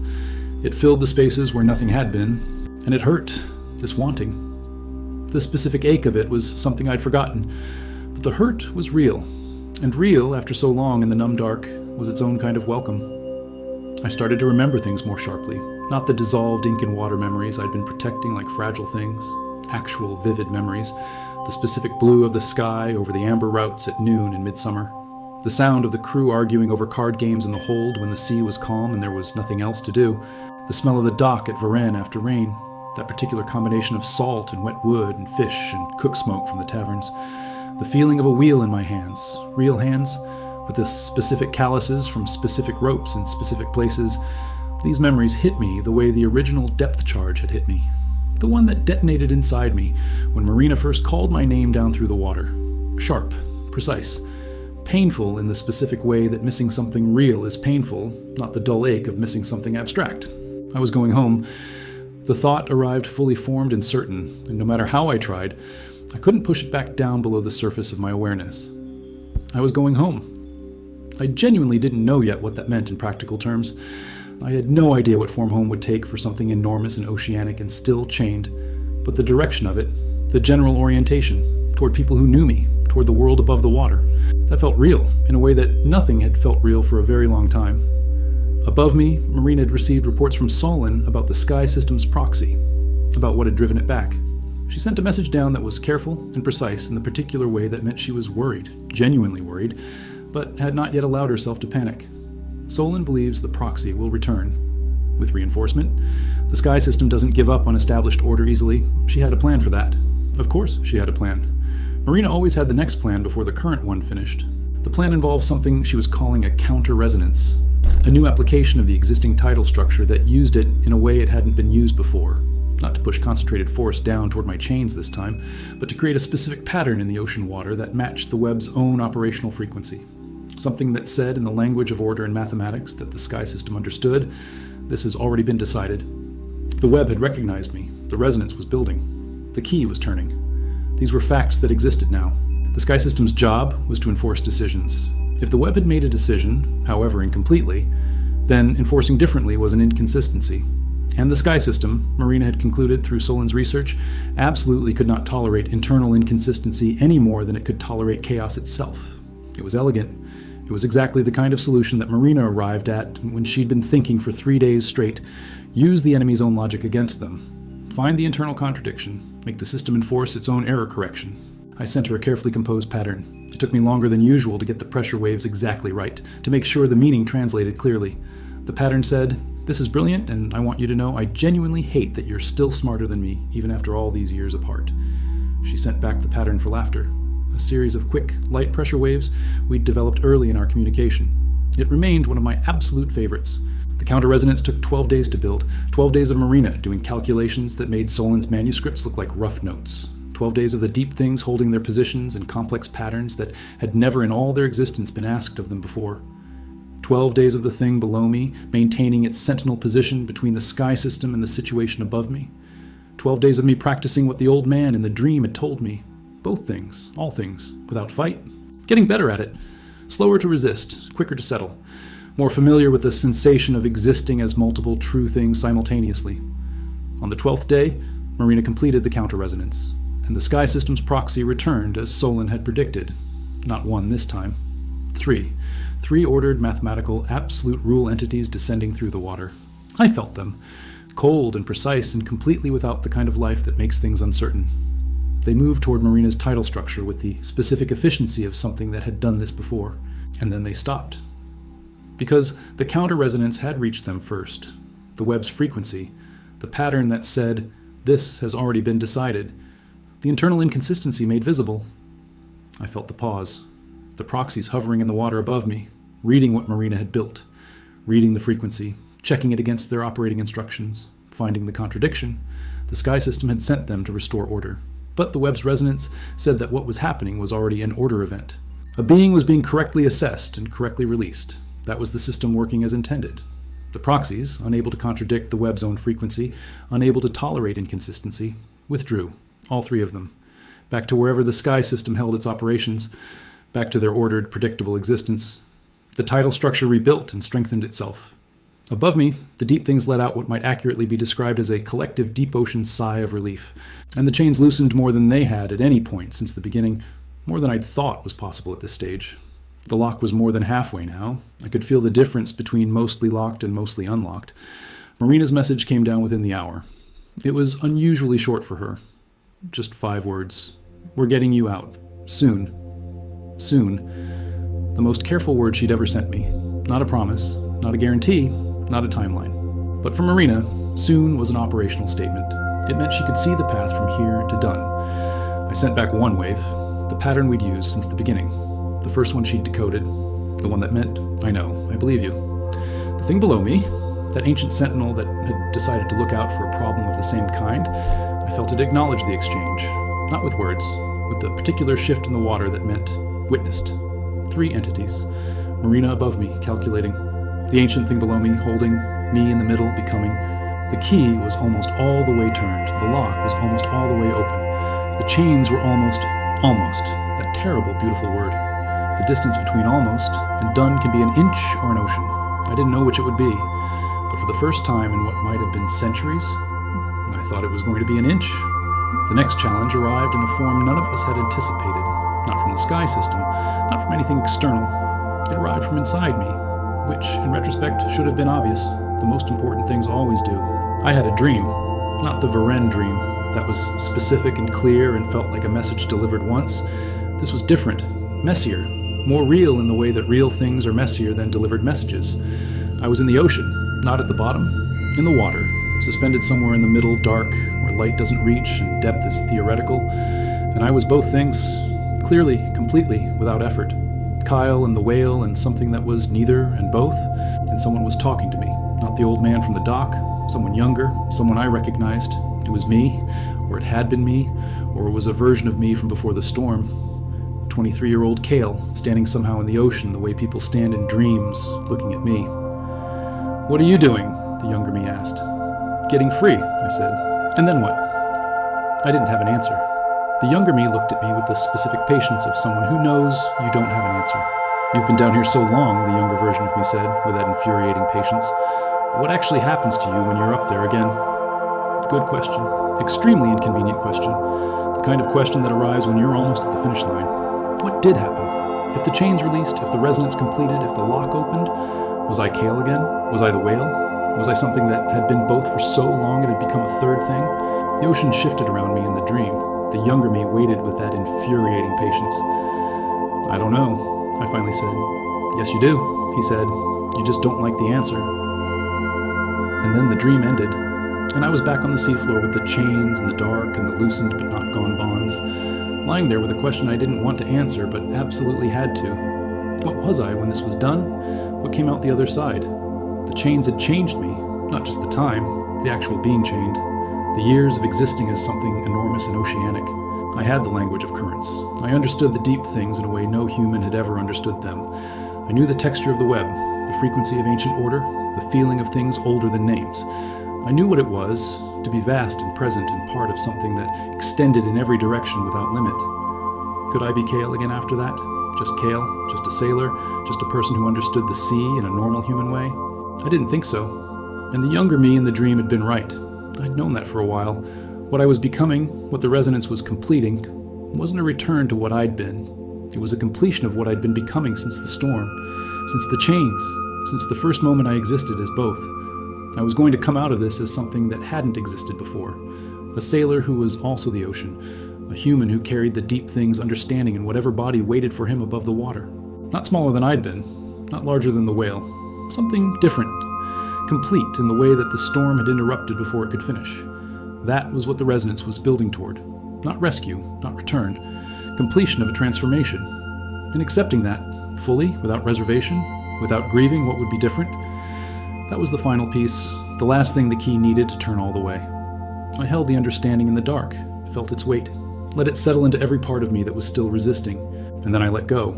Of everything I'd been holding on to, every idea of what coming out meant, every image of the dock at Varennes and the ship's wheel and the crew's voices exactly as I remembered them. All of it. Held, acknowledged, loved, and then released. Because holding on was the lock and letting go was the key. The chains rang out through the dark water. Not trembled this time. Actually rang, the way metal rings when struck cleanly at its exact resonant frequency. The sound moved through every part of the ocean simultaneously. The deep things stopped moving and simply were. The thing below me rose one final fraction, the ancient sentinel witnessing what it had come to see. Above me, Marina felt it. I know because her message came down in minutes, not hours. Just 3 words. Kyle, right now. 3 words from Marina, dropped through miles of water. And the lock opened, all the way, completely. At last, the lock opened, all the way. And I want to tell you exactly what that felt like, because I think it genuinely deserves accuracy. It didn't feel like freedom. Not immediately. Not in the clean, clear way you'd imagine freedom feeling after years of chains and dark. It felt like the moment before a storm breaks. That specific charged pressure in the air when everything is about to change. The chains didn't dissolve, they didn't shatter dramatically. They simply stopped. Stopped being what they had been. Stopped having the weight they'd carried. The darkness in them went out. The solid inevitability I'd felt in every link went quiet, like a sound turned off, and they were just metal after that. Ancient and dark and very heavy metal, lying still against the seafloor I'd been chained to for so long. I moved. Not up, not immediately. I just moved. Sideways, a fraction of my full span, to feel the absence of resistance. Nothing held me anywhere. For the first time in what might have genuinely been centuries, absolutely nothing was holding me in place against my will. The sensation took a long time to process. My body had been organized around restraint for so long that absence of restraint felt wrong. Like taking the first step after a very long illness. Like trying to use a part of yourself that has completely forgotten it knows how to be used. I stayed still for a moment. Let the water tell me what it knew without the chains adding their weight to everything. The deep things above me had gone very quiet. Not absent, I could feel their presence, massive and attentive, but still and quiet. Waiting in that particular way that very old things wait when they know something important is on the verge of happening. The thing below me had risen to the closest it had ever been. Its ancient attention was completely, entirely on me, not threatening, not urgent, just present in the way that very old things are present, without hurry, without expectation, without anything but witness. Above me, through miles of water, Marina's tidal structure still hummed, still directed, still held the shape she'd built, but the urgency had gone out of it. It had shifted from a tool doing specific work to something more like a path, a corridor of aligned current and gentle pressure, leading upward, from here to the surface, from dark to light. She had thought of that naturally. Of course she had. Marina had built me a road home at the same time as she was building me a way out. I started moving upward, slowly. I had an enormous body and centuries of stillness to overcome and no particular reason to rush. The deep things moved with me, not escorting exactly, more like accompanying, matching my pace, being present as I rose. The thing below me stayed where it was as I ascended, but I felt its attention follow me up, the way you feel someone watching until you're out of sight. I sent one last pressure wave downward before I got too far away for any translation of intent to be accurate enough to matter. The wave said, in the best approximation I could manage of ocean language, "Thank you. I know you didn't have to." The water below me shifted in that specific, ancient, wordless way, the shift that meant witnessed, known, go. I went, rising through the layers of the deep ocean, each one lighter than the last, each one carrying more warmth. The bioluminescent creatures watched me pass. The fish that had floated and stared at me for years scattered at my approach. I understood. I'd have scattered too. I was very large and moving for the first time and probably not navigating with complete grace. The pressure changed as I rose, less total, less encompassing. The deep ocean's full embrace gradually loosening into something more like proximity. I felt the currents Marina had built, clean and directed and exactly where she'd calculated they needed to be. 7 years of work, and she had been careful about every single part of it. Even the path home, even that, she had made careful and clean. The first hint of light reached me when I was still hundreds of feet down, not much, filtered and scattered and very far from the sun. But after years of complete dark, it hit me the way the first sound of my name had hit me, like a depth charge, like something waking up. I had forgotten about light. Not forgotten it existed, I knew it existed, but forgotten what it actually felt like. The sensation of photons reaching something that could perceive them, that specific information arriving from the external world. I swam toward it. Not gracefully, not efficiently, just directly, pointed at the light and moving toward it with every part of my enormous body. The water got warmer. The pressure got lighter. The dark got less dark, and then less dark, and then less dark again. And then, without ceremony or warning or any kind of announcement from the universe about what was happening, I surfaced. After all of it, after the chains and the dark and the years and everything my crew had done, I surfaced. The sky was there, right there. Above me, actual sky with actual light in it and actual clouds moving across it. The ocean surface stretched in every direction. Waves, ordinary ocean waves, moving the way waves move, indifferent to everything. And in the distance, not far and not close, but clearly visible against the horizon, there was a ship sitting on the water. A ship I recognized. Even at this distance, even with eyes that had spent years in the dark, I knew that ship. It was our ship, my crew's ship. The specific vessel they had sailed for 7 years across every ocean while looking for me. Marina was on that ship. Standing at the bow, I was certain of it, because Marina always stood at the bow when she was watching for something. I didn't know for certain if she could see me from that distance. Then again, I was extremely large. Probably yes. Probably extremely yes. I surfaced fully, felt the air against the top of my body. Actual air. The element I'd been born to breathe and had not touched in years. I breathed. The whale equivalent of breathing. A sound and a sensation that had nothing to do with human lungs, but actual air. Real, moving, surface world air. Going in and out of a body that was alive and unchained and floating at the top of everything. I held that feeling for a long moment. Just that one thing. Just breathing in the open air with no chains anywhere on me at all. Then I turned toward the ship and sent a wave across the water. One deliberate, carefully composed, perfectly clear wave aimed directly at the bow. The pattern Marina and I had developed first. The first one she decoded. The one that had always meant, I know, I always believed you, I never once stopped. On the ship, a figure at the bow raised both arms, wide, high. The gesture of someone whose whole body needed to be involved in the response. That was Marina. That was absolutely, completely, unmistakably Marina responding to me with her entire body all at once, unable to contain it. And somewhere very far below me, in the specific deep dark where I had spent years and would never return, but would also never entirely leave, the ancient thing that had been there before the chains existed settled slowly back into its depths. Its work, apparently and finally, complete. The ocean kept moving the way oceans move, indifferent to everything. The waves kept being waves. The sky kept being the sky above the water. And I floated at the very surface of the world, enormous and free and both things at once, without contradiction, without conflict, without chains, waiting, patiently and without any urgency, for the first time in a very long time, for my crew to sail across the water and reach me.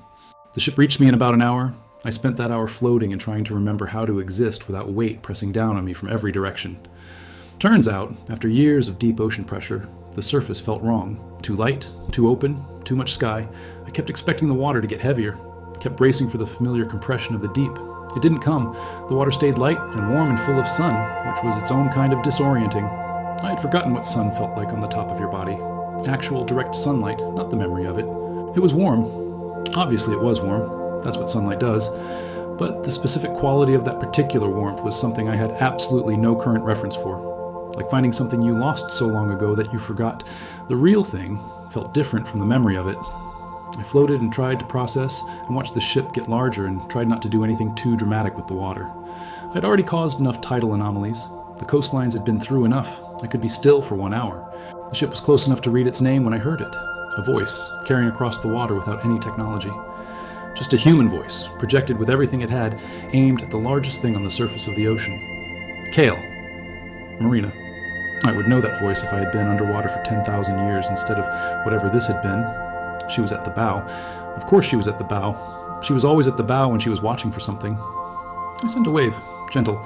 The gentlest wave I was capable of producing with an enormous body and years of compression behind me.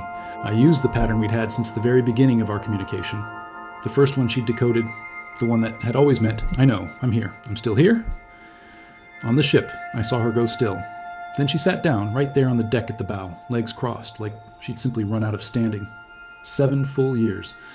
That was what sitting down suddenly looked like.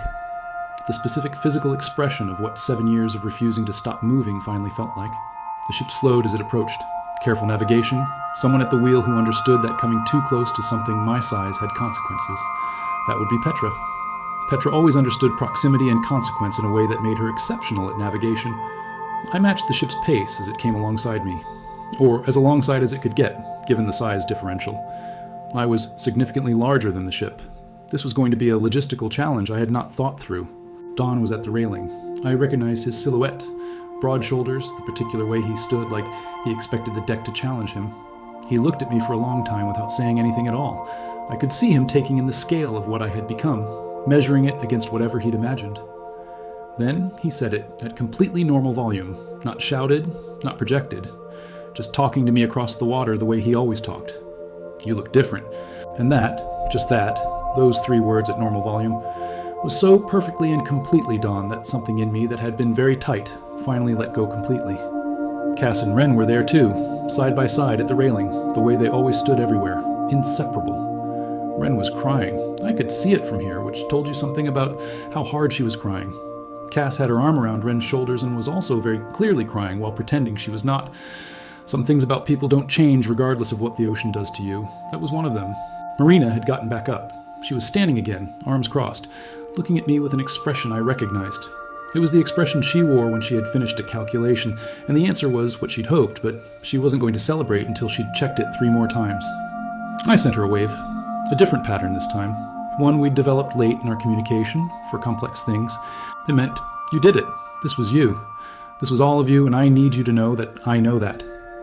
She uncrossed her arms, crossed them again, looked at the water, looked at me, looked at the water. Then she sent a wave back. Just one.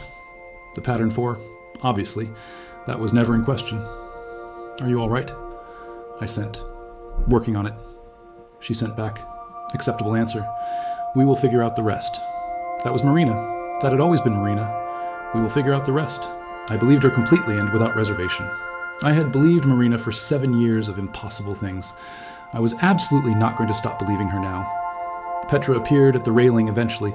She was smaller than I remembered, or maybe I was larger, or maybe scale was a complicated concept after all this. She didn't say anything for a while, just looked. The way Petra looked at things. Complete, thorough, the way she'd built her invisible map. Then she said, I found something in the architecture of the bonds when I was mapping them, something I didn't include in the messages. I waited. The ocean waited. The ship creaked slightly in the gentle waves. There was a note, she said, in the oldest part of the web structure, not a warning, more like a record. It said, this soul has been here before, not in chains, before that, in something larger. I processed that, the deep things moving, the ancient thing that had been here before the chains existed, the old man on the dock at Varan, the one with eyes the color of deep water. He had known what was coming, had been there in the dream to tell me. Something had been here before, something that had shaped what I was, that the sky system had detected and mistaken for power. That was a question for significantly later. A lot of later. Right now, I had considerably more immediate and practical things that needed to be understood, like the fact that I was a very large whale at the surface of the ocean, and my crew was on a ship, and we needed to have an actual conversation, which presented challenges. The dissolved ink system worked for correspondence, not for standing at a railing and talking. Don had apparently thought about this. Don thought about practical problems, the way Marina thought about mathematical ones. He appeared with what looked like an enormous piece of treated canvas, the kind we'd use for sail repairs. On it, in letters large enough for me to read from the water, he had written a single question. "Can you understand us?" I sent a wave, the pattern for yes. He disappeared, reappeared with more canvas. Another question. "Can you make yourself smaller?" That was a reasonable question. I had no idea. I had never tried. I sent the pattern for working on it. He disappeared again. When he came back, the canvas said, "Take your time. We're not going anywhere." Of course they weren't. They hadn't gone anywhere for 7 years. They were certainly not going anywhere now. I held that thought, the specific warmth of it. People who were not going anywhere. And I tried, for the first time, to be intentionally different from what I currently was. Not fighting it, not rejecting it, just asking gently if there was a version of me that was closer to human scale. The resonance that had built inside me over years of being both things, I used it now, not as a key, as a question. The deep things, far below me, stirred. Not urgently, like something noticing a familiar situation. The old man in the dream had said, "Both of what you are, all of what you are." What if all of what I was included, the real possibility of choosing which aspect of myself was more present, more forward, at any given specific moment? What if the completion wasn't fixed? What if it was flexible, able to lean toward whale or toward kale depending on what was needed? I didn't know, but I tried, deliberately, consciously, without force, lean toward kale, toward the 23-year-old sailor, toward hands and voice and human scale. The ocean around me changed, the water displaced differently. The temperature shifted. Something was happening. I could feel it from inside, not painful, not dramatic, just a deep, fundamental reorganization, like a ship changing course. Significant, but unhurried. On the ship, Cass grabbed Ren's arm. Everyone at the railing went very still. It took about 20 minutes. I don't know how to describe it more specifically than this. At the end of those 20 minutes, I was standing in the ocean, human-sized, human-shaped, with water up to my chest and an ocean around me and a ship full of people I had missed for years staring at me. I looked at my hands, the specific calluses from specific ropes in specific places, the scar on my left palm, exactly as I'd seen them in the dream at Varennes, exactly as I remembered them. Marina was staring at me from the bow. Her expression had gone through about 12 things in rapid succession and settled on something I didn't have a name for. I looked up at her from the water. She looked down at me from the bow. The ship rocked on the gentle waves between us. "Hi," I finally said. My voice came out wrong, too rough, too unpracticed. 7 years of not speaking in any human language had consequences. But it came out. Actual words, actual sound, produced by actual human vocal cords. Marina closed her eyes, opened them, closed them again. Then Marina said in a voice that was doing its absolute level best to be completely steady, "You are going to catch a very serious cold standing in the ocean like that. And despite everything, the chains, the years, the ocean, the ancient things and the sky system and the impossible work and the dream and the key and all of it," I laughed. Real laughter for the first time in years. Human laughter, rough and unpracticed and slightly wrong in all its edges, but completely, entirely genuine. And Marina finally smiled. Not the small, calculating one, the full one. The one she'd always kept only for moments that genuinely and completely warranted it. Don threw a rope ladder over the side of the ship without being asked. He had always been good at practical next steps. I grabbed the rope. My hands remembered how to grab a rope. Muscle memory was apparently indestructible. And I climbed, slowly. My body was readjusting to having legs, which was its own kind of project. But I climbed, one rung at a time, with hands that remembered how. And, at the very top of the ladder, Don's enormous hand reached down and grabbed my forearm hard. The grip was exactly what I remembered. Solid. Certain. The grip of someone who had never in his life let go of something important. He pulled me up the last few feet and onto the deck, and I stood there on actual wood planking with the sea air around me and my crew in front of me. They were all there, all 5 of them, looking at me with expressions that contained everything. 7 years of impossible contained. Ren was still crying, not bothering to pretend otherwise. Cass was crying too, also not pretending. Don looked like a man holding himself together through sheer force of will. Petra was watching me with those careful eyes, the mapmaker's eyes, cataloging what she saw. Marina was standing slightly apart from the others, arms crossed, doing the calculation-checking thing. I looked at all of them, this crew, these unreasonable, stubborn, brilliant people who had moved an ocean for me. "I owe you an apology," I said. My voice was getting steadier. "For dying." Don made a sound that was not quite a laugh. "You didn't die," he said. "I was close enough that the distinction feels technical." "We knew the distinction," Marina said from where she was standing. "That was the whole point." She uncrossed her arms and walked toward me, stopped about 2 feet away. She looked at me the way she'd looked at a problem she'd been solving for 7 years. Complete, thorough, real. "You look different," she said, echoing Don, but with more precision. "Not just older, different." "I am different." "Both things," she said. Not a question. She'd understood the theory. She'd built the key. She knew what the completion meant. "Both things," I confirmed, looking at her steadily. "At the same time, simultaneously, without it being any kind of contradiction at all." She nodded slowly. The expression that had replaced the calculation-checking expression was still the one I didn't have a name for. "Good," she said, with that careful Marina precision. And then, without a single additional word or any further preamble, she simply stepped forward and hugged me. Marina, who expressed affection through mathematical precision and absolute commitment and 7 years of refusing to accept impossibility. Marina, who I had never once seen hug anyone in all the years I'd known her. She hugged me. And it turned out I had also never been hugged after years of chains and dark and alone. The combination of those two specific things, Marina hugging anyone and me being hugged after years of nothing, produced a moment I genuinely don't have adequate words for. Behind her, Ren made a sound. Cass made the same sound. Don cleared his throat very loudly and looked at the horizon. Petra smiled quietly, the way Petra smiled when something she'd mapped turned out to be exactly what she'd calculated. We stood on the deck of the ship in the middle of the ocean, and none of us said anything for a while. The sea moved under us. The sky stayed sky. The world continued to exist. Then Marina stepped back, straightened her jacket, checked her expression back to something more operational. "We need to discuss what comes next," she said. "We do," I agreed. "There are people who are going to have questions about the tidal anomalies, about the coastal flooding. The sky system is presumably going to notice that its enforcement failed completely," Marina continued, working through the list. "I know," I said. "I'm aware of all of this. And there's the matter of what you actually are now, which is something none of the sources I consulted had a framework for." "Marina," she paused, looked at me. "Thank you," I said, "for all of it. The whole 7 years. The whole impossible thing you did." Something moved in Marina's expression. That's something that still didn't have a name in my vocabulary. "We did," she said quietly but precisely. "All of us. Together." She gestured at the crew behind her. Cass and Ren and Don and Petra and the 30 years of Solon's manuscripts and the ancient deep things and the sentinel below. All of them. Yes, all of them.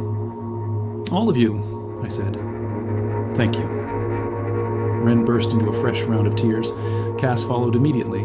Don found something very interesting to look at on the opposite railing. Petra came forward and stood next to me at the bow.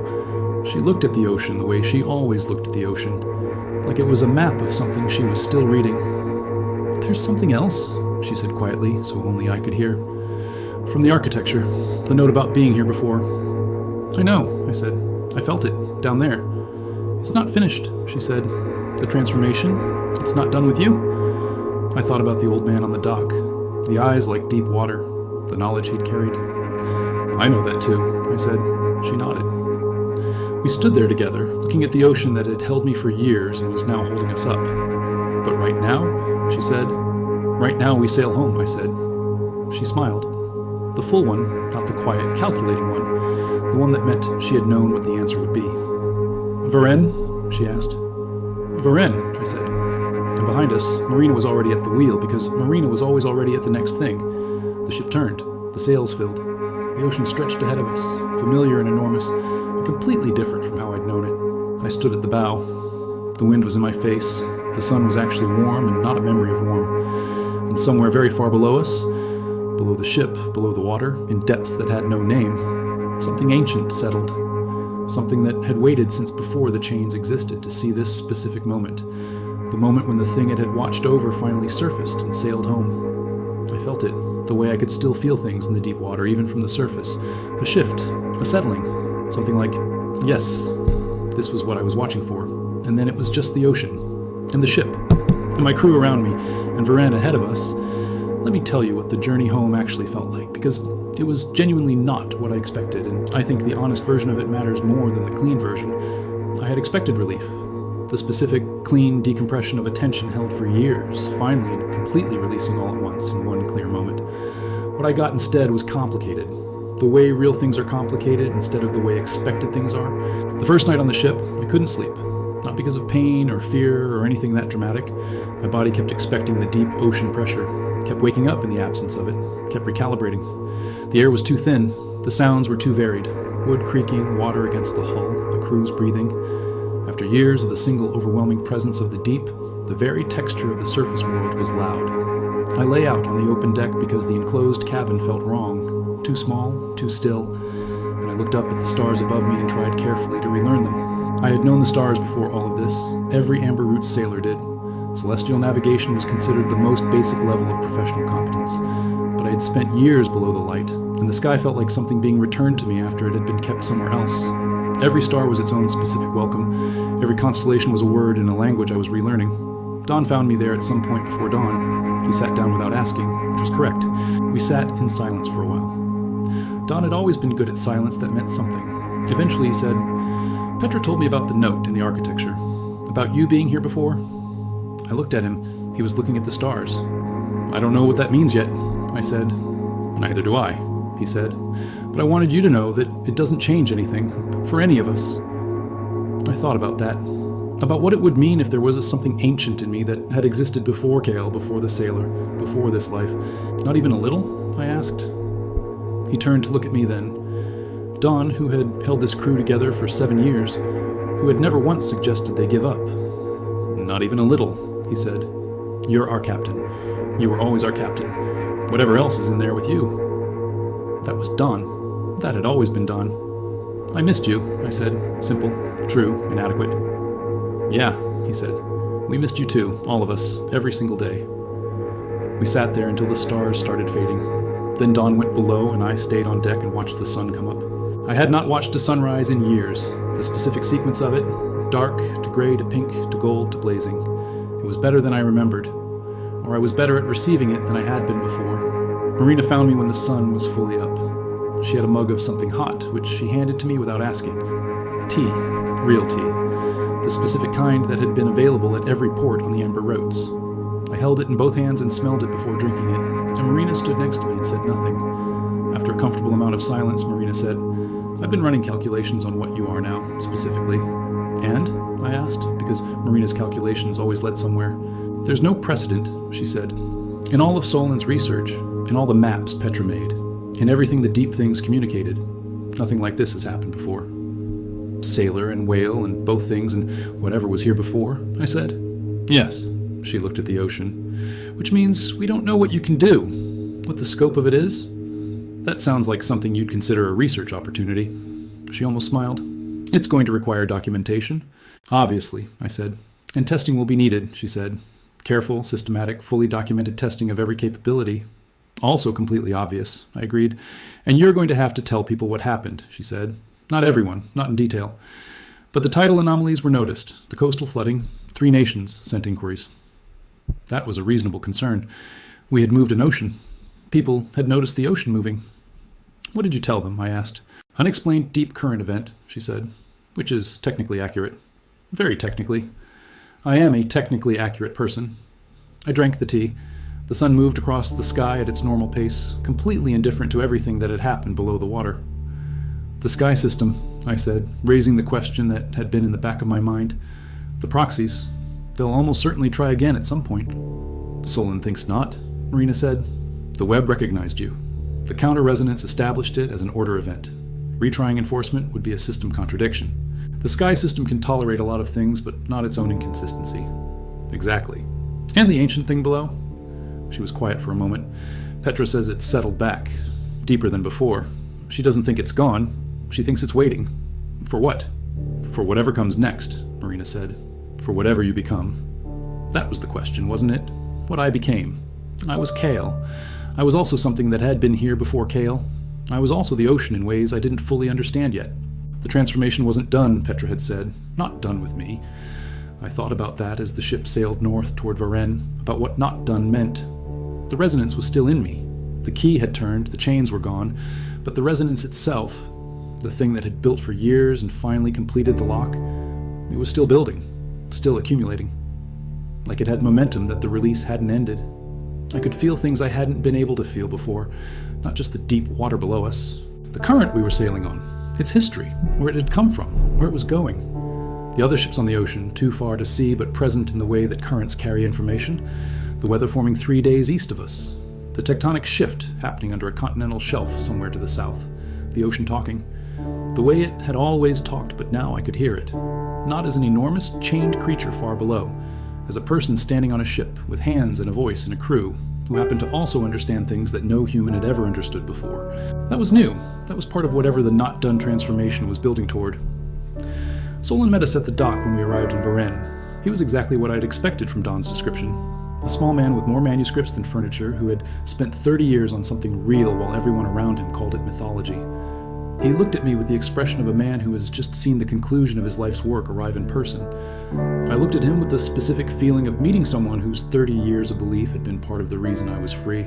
"You're taller than I imagined," he said. "You're shorter than I imagined," I said. He laughed. It was a surprised laugh, like he hadn't expected to laugh in this particular moment. "The note in the architecture," I said, "about being here before." His expression shifted. Became careful in the way that very old knowledge is careful. "I found 3 other references," he said. "After Marina relayed Petra's discovery, 3 other instances in the oldest records. Of the same thing. Of something similar. A soul returning, in a different form, in a different time, but recognizably the same." I thought about the old man on the dock, the eyes like deep water. "What happened to them?" I asked. "The others?" Solon looked at the ocean behind me. "They each did something specific," he said. "Something that required exactly what they were. Both things. The returned soul and the new form. And after they did it, the records end," he said. "I don't know if that means they finished or moved on or simply that no one thought to keep recording." That was both genuinely informative and deeply, thoroughly unhelpful in equal measure. I told him so, directly. He seemed to find that fair. He laughed again, less surprised this time. "Welcome to 30 years of research," he said. "Informative and deeply unhelpful is the default state." He handed me a manuscript, one of 17, presumably, dense with notation and cross-reference. "Everything I know," he said, "which is more than anyone else living and not nearly enough." I took it, felt the weight of 30 years of belief in the paper. "Thank you," I said, "for all of it. The research, the manuscripts, the tea you made Don for 3 days straight." He blinked. "You know about the tea? Don mentioned it. He also mentioned you barely slept." Solon waved a hand. "Sleep is for people who don't have answers to find." He paused. "I suppose I can sleep now." He looked at me with something that was not quite the completion expression and not quite relief. Something in between. "It's real," he said. Not to me exactly, to himself. To 30 years of himself. "It's all real." "All of it," I said. He nodded.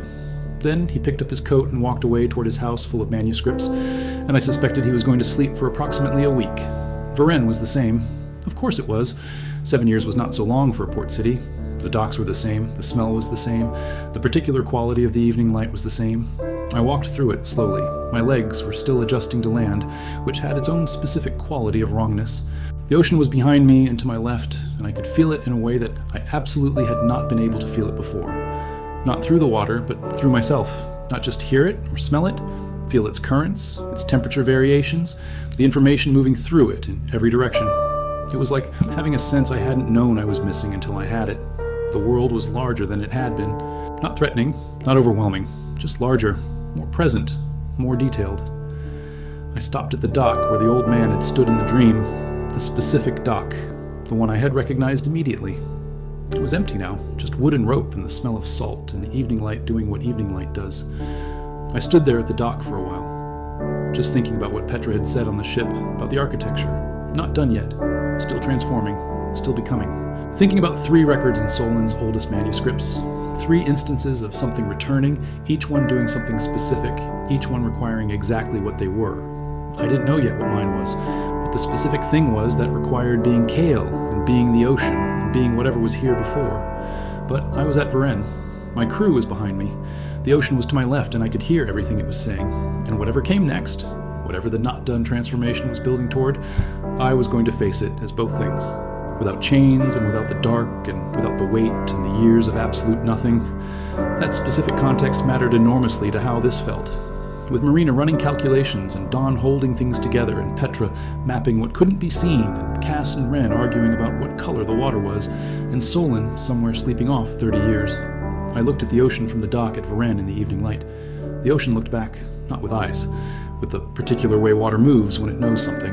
And somewhere very far below everything, in the deep dark, in the depths before depths, something ancient confirmed what I already knew, that this was not the end, that the most important part was still coming. That the key had opened one lock, and now I was standing at the door it had revealed. I put my hand in the water at the edge of the dock. Just my hand, just for a moment. The ocean recognized me. I felt it. The specific recognition of something returning to something it belongs to. Not going back. Not returning to chains. Just recognition. Just, you are part of this, and always were. I took my hand out, turned back toward the city, toward my crew. Well, Marina said. She had followed me, of course. Marina always knew where the next decision was being made. Well, I said, are you going to tell me what you're thinking? I'm thinking, I said, that Petra was right. It's not done. Marina was quiet for a moment, the evaluation kind of quiet. I know, she said. I've been running the numbers on what the resonance is still doing inside you. And I don't have a model for it yet, she said, which means I need more data, which means we need to stay together and document everything. You want to study me? I want to understand what's happening to you, she said. The precision of the distinction mattered to her. Those are different things. And they are, I agreed. She looked at me, the expression that still didn't have a name. Are you all right? She asked. Not as an assessment, as a question. I thought about it honestly, the way she deserved. Not completely, I said. But I'm here, and I'm both things. And you're all still here. Yes, she said. That's enough to start with, I said. She nodded, looked at the ocean one more time, then turned toward the city. Come on, she said. Dawn found a tavern, the kind with actual food and no mysteries. Thank the ocean for small mercies. Thank Dawn, she said. He prioritized aggressively. And we walked away from the dock, back into the city, toward the light and noise of a tavern where my crew was waiting. Behind us, the ocean kept moving, patient, enormous, full of things that were already being heard differently than before. And deep below the surface, in the dark between darks, something ancient settled into its watching. The door was open. The next thing was coming. Whatever it was, it would require exactly what I was. Both things. All things. Complete. I walked into the tavern. My crew was at a table by the window, arguing about something I didn't have context for. Ren was gesturing emphatically. Cass was shaking her head with equal emphasis. Dawn was eating and watching them with the expression of a man conserving energy for a longer argument ahead. Petra looked up when I came in. She saw something in my expression, and her eyes went to the careful mode. Doc, she said. Doc, I said. And?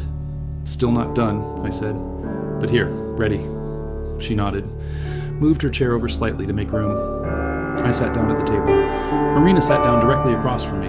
The argument between Cass and Ren continued seamlessly, completely uninterrupted by our arrival. I ordered food. Real food, not memory of food. It tasted extraordinary in the specific way that simple things taste extraordinary when you've been without them long enough. The ocean was outside the window. I could feel it without looking at it. Could feel everything in it, moving, speaking, being the vast thing it was.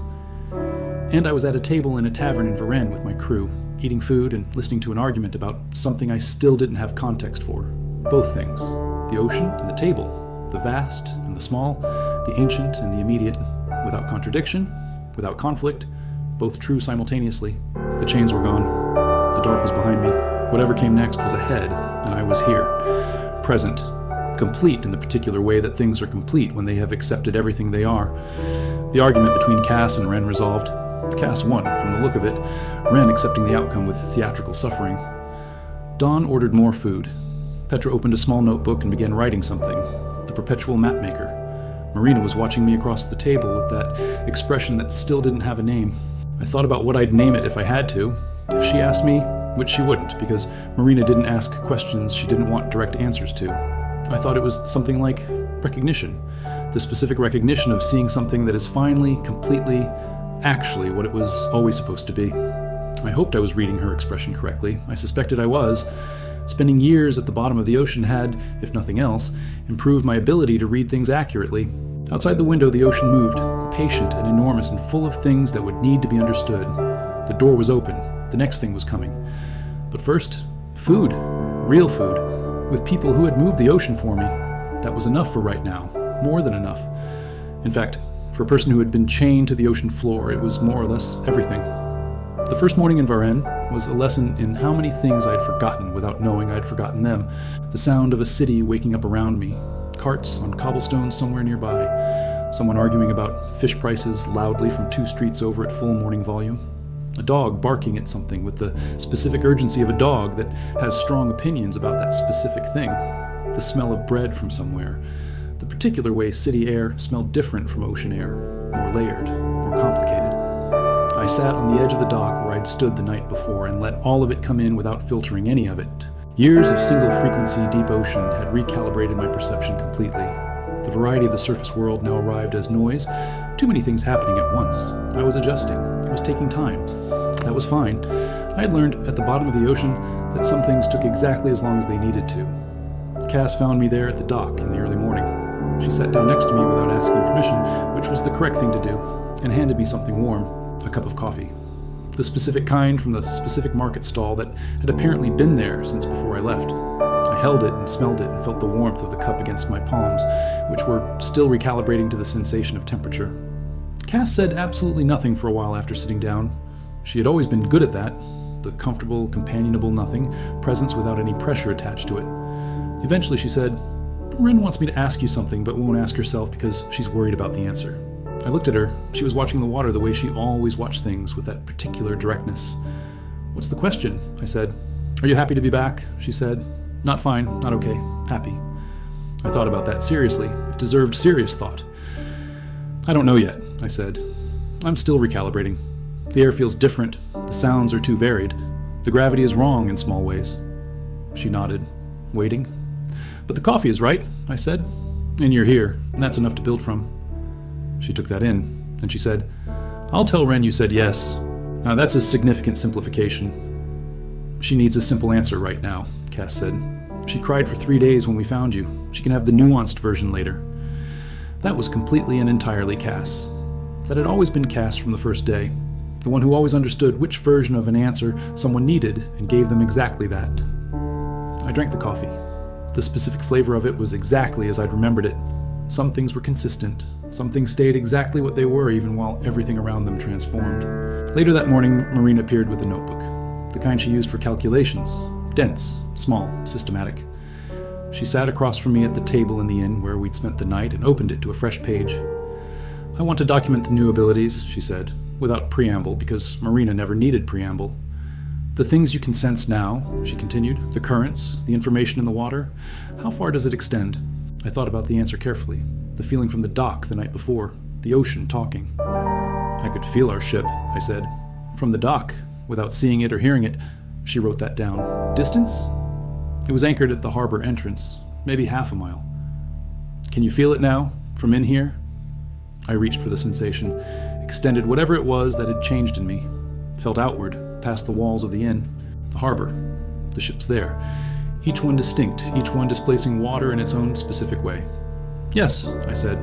2 galleons, 4 fishing vessels, a pleasure craft that's seen better days." Marina wrote quickly. "That matches the harbor manifest exactly. I checked this morning." "Of course you did." "Are there limitations?" she asked. "Distance, specificity, the amount of information available?" "I don't know yet. I haven't tested the outer range." "We'll test it systematically," she said. "Starting today, I want baseline data before any of it starts changing." She looked up from the notebook directly at me. "Is that all right? I know you've only just arrived back, and we can absolutely wait if you need more time." That she asked mattered. Marina, with a research question, had the force of weather. She didn't usually ask if it was all right. "Start today," I said without hesitation. "I want to understand it as much as you do, and you're specifically and exactly the right person to help me map it properly." She wrote something in the notebook. Then she said, carefully, "Petra's note, about the transformation not being done. Yes. Do you feel it? The ongoing nature of it?" I thought about how to describe the resonance. Still building, still accumulating, still doing something I couldn't fully name. "It's like a current," I said, "moving in a direction I can feel but can't fully trace yet, heading somewhere." She wrote that down, read it back, added a notation, wrote something else. "I think," she said slowly, But what you are now is a bridge. I waited.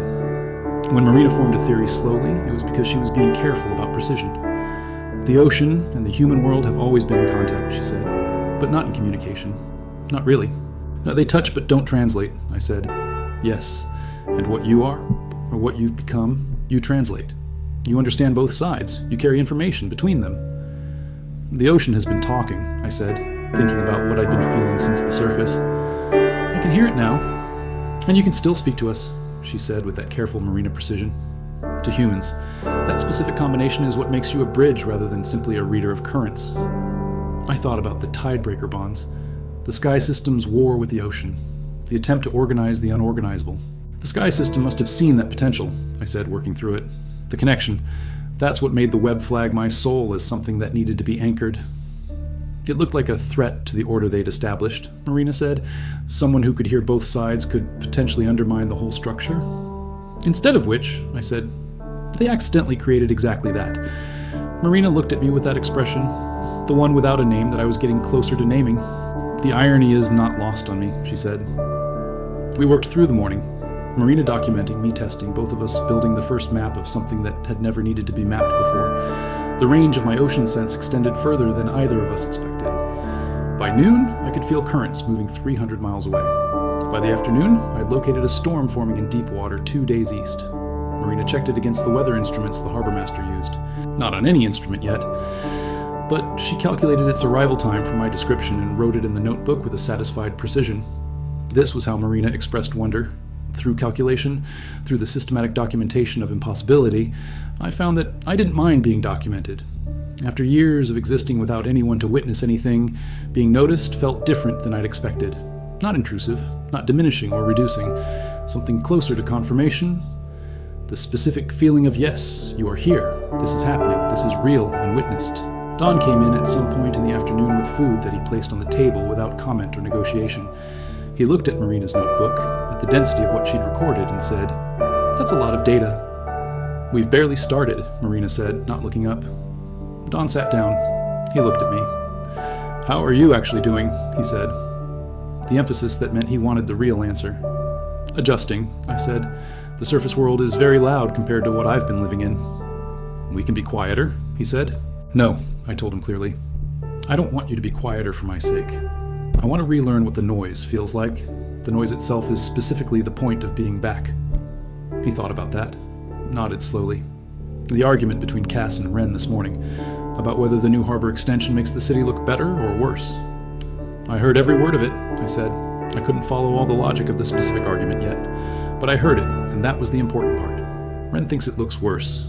Cass thinks worse is a matter of perspective. They've been having this argument since they saw the plans 2 years ago. Did they resolve it? "They never resolve it," Don said. "That's not what the argument is for." I understood that completely. Something stayed in motion because motion was the point, not the destination. Like 7 years of searching, like years of thrashing against chains, like a transformation that wasn't done yet. I went back to the dock that evening. The harbor in the late light, the ships rocking, the smell of salt and cook fires. The ocean was present to my left and behind me, extending outward in every direction from the dock. I could feel it the new way, all of it simultaneously without effort. The deep currents running south under the surface layer, the cold water pushing north from distant ice, the particular signature of every ship on the water within range. And deeper still, I could feel the web, fainter now than it had been, its vast attention redistributed elsewhere after the release. The ancient connections between distant things. And deeper still, at the very edge of what I could feel, something that might have been the ancient thing settled back into its depths. Not gone. Waiting. In the way that very old things wait when they know more is coming. I put my hand in the water at the dock's edge, the way I had the night before. The ocean recognized me again. The same recognition. You are part of this. You belong. But something new alongside it this time. Not just recognition of what I was, recognition of what I was becoming. Like the ocean knew before I did exactly where the transformation was heading. I stayed there until the stars came out. The same stars I'd been relearning from the deck of the ship. Each one familiar and newly returned, like the coffee and the dock and the crew's voices and all the things that had stayed while I was gone. Marina found me there eventually. She had her notebook, but she didn't open it. She stood beside me and looked at the water and said nothing for a while. Then Marina said, "I've been working through this bridge theory since this morning, running every implication I can think of." "Tell me what you found," I said. If you're a translator between the ocean and the human world, she said, then there are things the ocean has been trying to communicate that no one has been able to hear. For a long time, I said. For as long as there have been sailors, she said. For as long as anyone has gone to sea and come back with stories of things they felt but couldn't explain. I thought about that. About every sailor who had ever stood at a bow and felt the water differently. About the deep things and the ancient language and the information moving through every current. Well, what is it saying? Marina asked. Not the scientist asking for data. Something else? Genuine asking. I listened. Really listened. The way I'd learned to listen at the bottom of the ocean. The ocean had been talking for a very long time. It had things to say about where currents were changing and why. About the temperatures in the deep water. About the places where old patterns were shifting. About the world. The actual state of it beneath the surface and the systems that no instrument could fully read. A lot, I said finally. It has a lot to say, and some of it is urgent. Marina opened her notebook after all. Her pen was ready. Tell me everything, Marina said, pen ready, notebook open, completely prepared. And I began to translate the ocean into language she could write down. Let me tell you what the ocean was saying. Because that conversation with Marina on the dock turned into something larger than either of us expected. I had thought it would be information. Currents shifting. Weather patterns. The kind of data that a navigator could use. And it was that. But it was also more than that. The ocean had a lot to say, and it had been waiting a very long time to say it. The first thing it told me was about the deep cold, the specific temperature change in the water at a depth of 300 meters, running along the continental shelf. It had been changing for years, slowly, in a direction that meant something to the creatures living there, to the currents depending on that cold, to everything downstream of it. Marina wrote every single detail down without hesitation. Her pen moved fast and completely precise, and she did not once look up from the notebook while I spoke. The second thing was about the dead zones, places in the ocean where something had gone wrong in the chemistry of the water, places where the old languages went quiet, where the information that normally moved through currents simply stopped.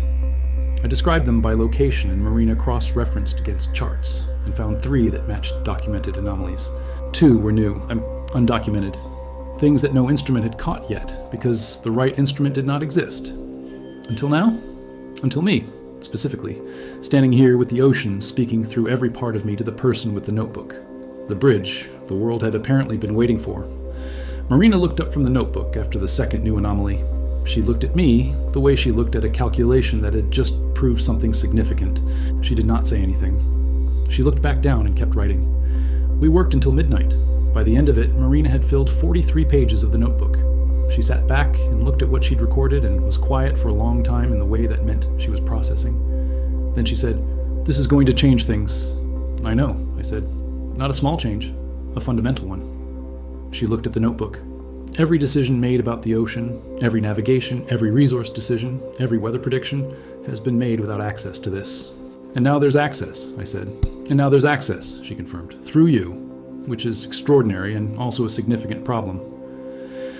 I understood the problem immediately. One person who could translate the ocean was not a system. It was a single catastrophic point of failure that would solve nothing permanently. What happened to everything that depended on this translation when I was unavailable, when I was wrong, when I was gone? "We need to figure out if the ability transfers," Marina said. "If it can be taught, or if it grows in other people who spend time near you." "Like the resonance accumulating," I said. "Yes," she closed the notebook. "But carefully, systematically. Not accidentally." She looked at me, the expression without a name, which I was getting closer to identifying. "Rest tonight," she said. "Tomorrow we start figuring out what this actually means." I went to bed. The bed was strange, too soft, too still, no pressure from any direction. I lay there and listened to the city, the dock sounds, the harbor, the ocean breathing 300 yards away. The transformation was still actively moving inside me through the night. The resonance still accumulating, still building toward whatever destination it had always been heading toward. I could feel the direction of it more clearly than before. Like a current that had been subtle was becoming strong. Something was coming. Not threat, not danger. Something more like an appointment. Something that had been set in motion long before I was born, that the ancient thing below had been waiting to witness. I thought about Solon's 3 records in the oldest manuscripts. 3 separate instances of a returning soul, each one doing something specific that required exactly what they were. The records ended without explanation. Maybe they'd finished and moved on. Maybe the record keepers had simply stopped writing. Or maybe what happened next was something that couldn't be recorded, something that existed outside the medium of manuscripts. I fell asleep eventually, finally, after a long time lying in the too soft bed. And I did not dream of the dock at Varennes or the old man with the deep water eyes. I dreamed of the ocean floor. Not the chain, not the dark, just the floor itself, the specific texture of the deepest seafloor. And on the floor, something was growing. Not plant, not creature, something that looked like light moving through stone, spreading slowly in patterns that were familiar, the same patterns as the tidebreaker bonds, but inverted, not holding down, reaching up, growing toward the surface, toward something, toward completion of something that had started long before me and was using me as one of its components. I woke up before dawn. The harbor was quiet, the city was quiet, the ocean was not. The ocean was doing something it had never done in the range of my new perception. Something deliberate, moving, not the ordinary movement of current and tide. Something structural, deep currents redirecting with purpose. Not Marina's work, not the deep things. Something else, something that had been here before the chains existed. The ancient thing was awake, and it was doing something enormous. I got up and went to the dock. The water at the dock's edge was moving differently than it had been. Marina appeared behind me within minutes. She had clearly not slept either. She stood next to me and looked at the water. Neither of us spoke for a moment. "You feel it too," I said. "I don't have your sensitivity," she said, "but the instruments have been spiking since 2 hours ago. I've been watching them." "It's the ancient thing," I said, reaching for the perception. "The one that's been below all of this. It's doing something deliberate." Marina asked, "What kind of something?" I listened, extended the new perception as far as it would go, reached through the water, through the miles between us and the deep. The ancient thing was not communicating in language, it was communicating in action, in the specific way that very old things communicate, by doing the thing rather than describing it, by making the point with the world rather than with words. "It's building something," I said slowly, "in the deep water, using the same structure as the bonds." Marina's breath caught. "The same structure, but different direction," I said.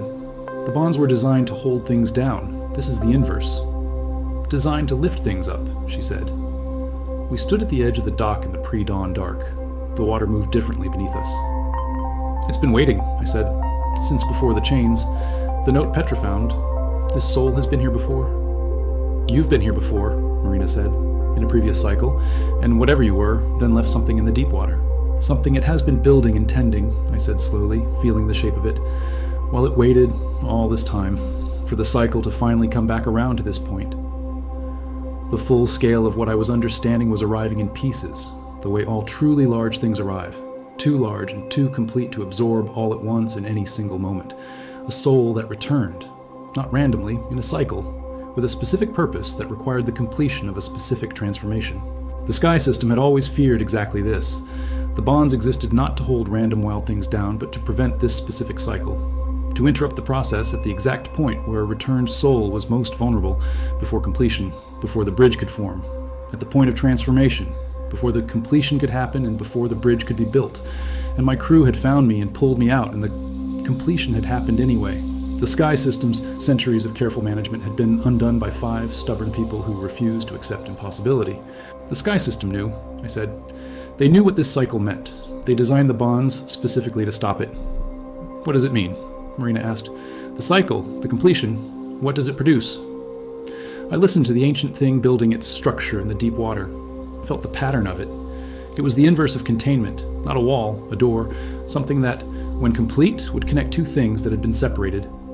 "A passage," I said, "between the deep ocean and the surface, not physical, something more like translation made permanent. Not just you translating," Marina said slowly. "Something structural, built into the world, so that anyone can access it," I said. "Not just me, a permanent change in what's possible."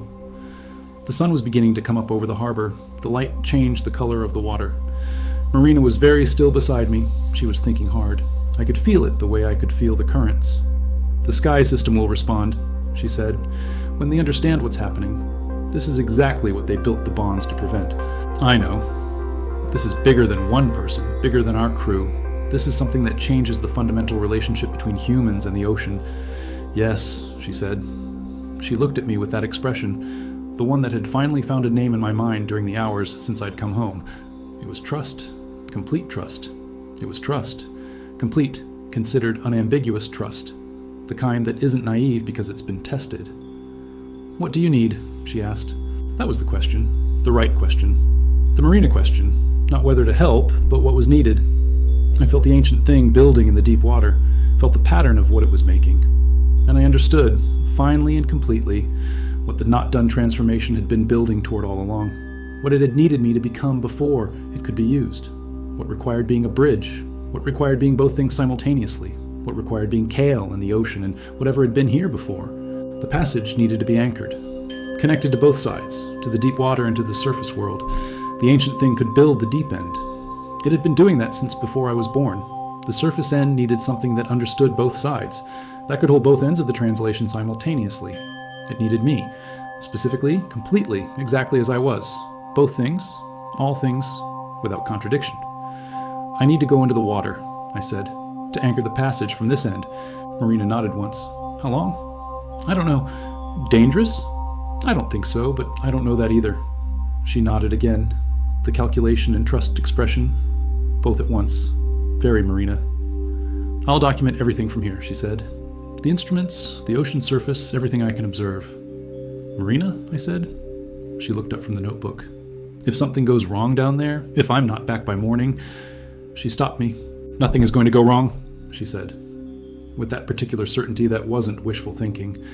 That was Marina having run the numbers and reached a conclusion. But if something does, I said, tell Solon his 30 years were exactly right. Tell the crew. Tell them yourself, she said. After. I looked at her. She looked at me. After, I agreed. I walked to the edge of the dock. The water below me was moving with that new purposeful quality. Cass and Ren appeared from somewhere on the dock behind me. Then Dawn, large and steady. Then Petra, with her notebook already open and her pen already moving. They had all felt it, or seen the instruments, or simply known the way people know things after 7 years of paying close attention. They lined up at the dock, not saying anything, just there, being there. The most important thing they had ever done, and the simplest. I looked at them. My crew. 5 people who had moved an ocean for me and were now standing at a dock watching me prepare to anchor a passage between the deep world and theirs. I'll be back, I said. Dawn said, we know. I stepped off the dock. The water took me in the way it had always taken me, like coming home in the direction that went down instead of forward. I went deep, not fighting the descent, letting it happen, trusting the transformation to know what it was doing. The light faded as I went deeper. The pressure increased the way I'd lived with for years. It felt familiar rather than threatening. My body shifted as I descended. The whale aspects of what I was becoming more present as the depth increased, both things, human and ocean. Kyle and the creature of the deep, neither canceling the other. I went down through the layers of the ocean, the sunlit zone, the twilight zone, the midnight zone, the abyss. Each layer had its language. I understood all of them now. The whole vertical extent of the ocean speaking simultaneously. The ancient thing felt me the moment I reached the deep water.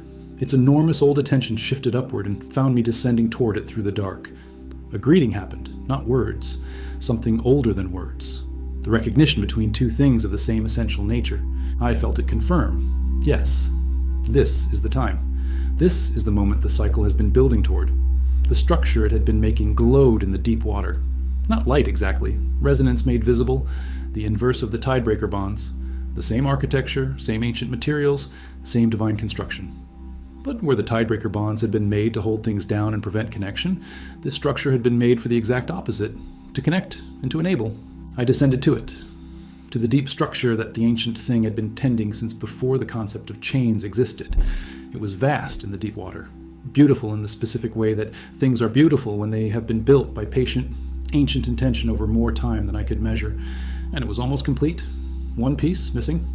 One anchor point on the deep end that only something carrying both sides of the translation could place.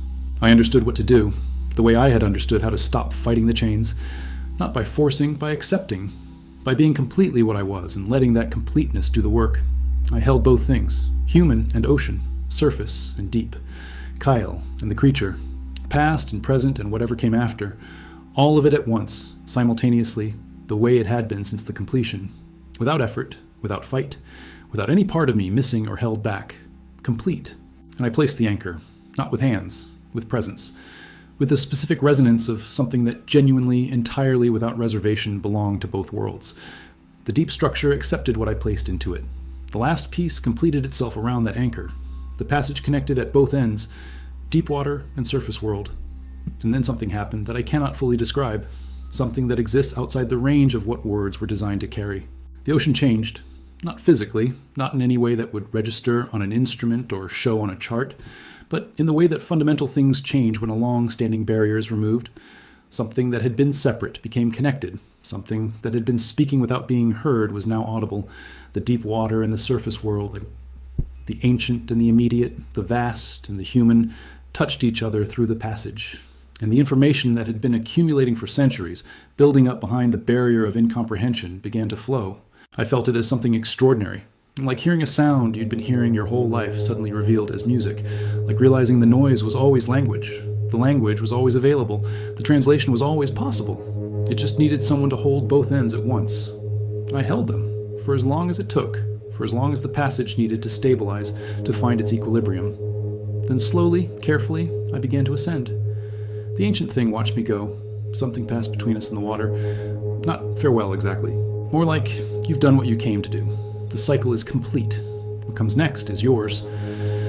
I rose through the layers, the abyss, the midnight, the twilight, the sunlit. The passage held behind me. Stable, permanent, connected at both ends. My body shifted back as I approached the surface. The human aspects becoming more present, the whale aspects settling into background. Both still there, both always there. The balance shifting but neither disappearing. I surfaced in the harbor at Varennes. In the early morning light, the harbor looked like it always had. But the water felt different. The passage changed how it felt to be in the ocean. Added a dimension that hadn't been there before.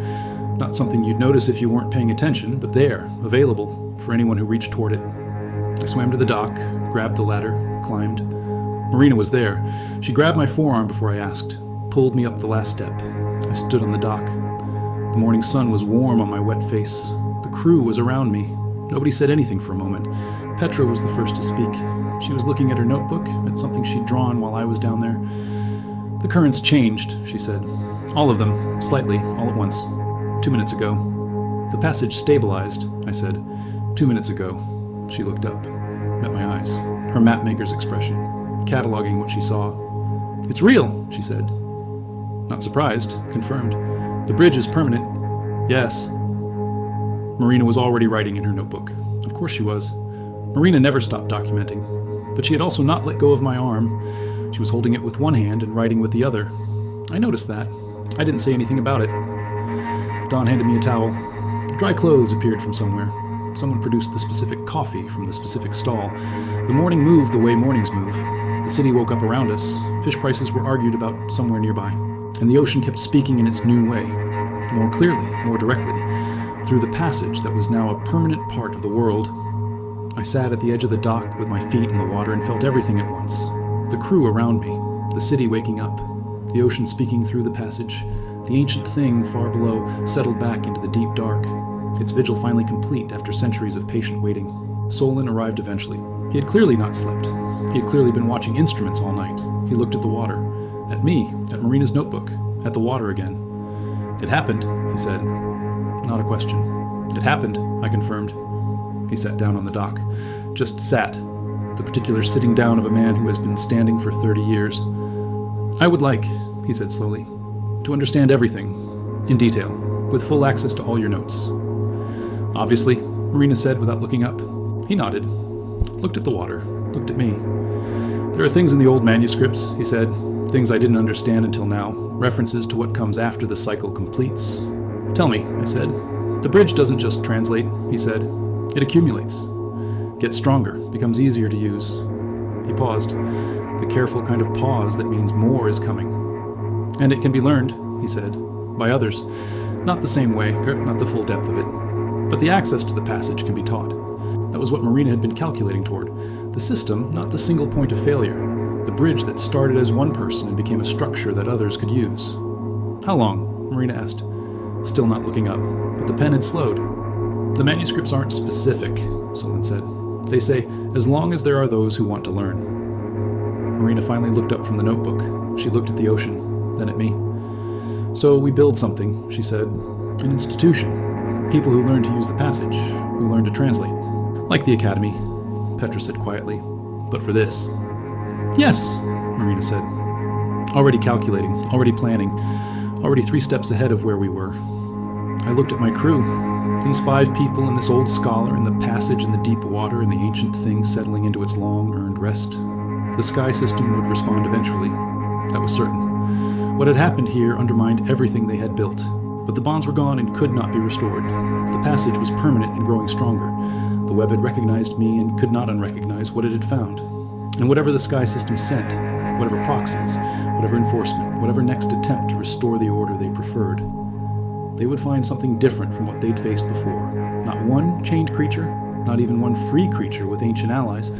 A bridge, a growing network of people who could hear the ocean speaking, a structure that got stronger the more it was used, something that the sky system, with all its mathematics and all its absolute rules, could not account for. Stubborn human love applied systematically at scale. I thought about that and found I was smiling. The specific smile that comes from understanding something that had always been obvious in retrospect. "We're going to need a building," Don said, because Don was always the one who brought things back to practical. "We have 3 candidates in Varen already," Marina said. "I surveyed them while you were below." "Of course you did," Cass said. "It's been 3 hours," Ren said. 2.5, Marina said precisely. I laughed. Again, still rough, still unpracticed, but getting easier. The morning continued. The city continued.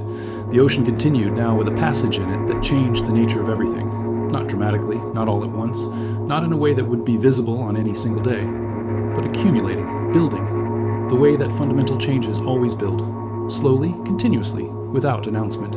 The sky system had tried to prevent this for centuries, had built the tiebreaker bonds, had sent proxies, had managed the careful separation of the human world and the deep ocean, and all of that had been completely undone by a navigator who spent 7 years refusing to accept that her captain was simply gone. One person, 7 years, complete refusal. By a first mate who held a crew together through impossible, by the youngest crew member who mapped what couldn't be seen, by 2 cargo handlers who never stopped arguing about what color the water was, which meant they were always looking at it, always paying attention, by a scholar who spent 30 years being laughed at for believing in something real, by deep things, older than time, who decided that problems of the same kind look out for each other, by an ancient thing in the deepest water that had been waiting, patient and unimaginably vast, for an entire cycle to finally complete itself after centuries of careful tending. And by me, by being chained to the bottom of the ocean for years and refusing to go quiet, by having a crew who knew me well enough to find me, by being 2 things simultaneously until the lock finally opened and everything the chains had been preventing poured through, by, in the end, just coming home. Marina was still writing. She would be writing for a long time, I suspected. The 43 pages from the previous night were just the beginning. Solon was already consulting with her. Their conversation had the rhythm of 2 people who understood immediately that they were going to be working together for the rest of their lives. Petra was drawing, not mapping the invisible architecture this time, drawing the harbor, the dock, the morning light on the water, making a record, not of data, of the moment, of what it looked like when something permanent and important came into the world. Don was talking to Cass and Ren about logistics, buildings, resources, the practical shape of what Marina was already designing, normal, ordinary, the completely unspectacular work of people building something real. I sat at the edge of the dock with my feet in the water and felt the ocean through the passage, the deep things far below, the ancient thing in its rest, the web, faint and distant, no longer interested in me, the information moving through every current, every layer, every part of the vast ocean system, the centuries of accumulated knowledge that had been building in the deep water, and up through the passage, reaching the surface, reaching the harbor, reaching the foot of the dock where I was sitting, reaching me, the bridge, the translator, the thing that had been here before and had come back to finish what it started. I held both things, surface and deep, human and ocean, Kale and everything else, complete. For the first time, fully, unreservedly complete. Not the end of something at last completed. The beginning of something entirely new. The door that the lock had been hiding. The one that the key had always been meant for. The ocean breathed. The city woke. The morning moved through its paces with complete indifference to the fact that everything had just changed. That is how fundamental change arrives. Not as an announcement, as a morning. As ordinary light on ordinary water. As coffee from the specific stall, and an argument about fish prices and 5 people on a dock planning what to do next.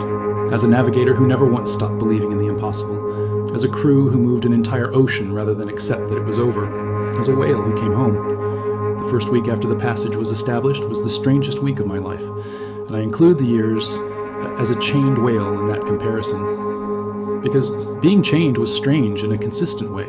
The same weight, the same dark, the same nothing every single day.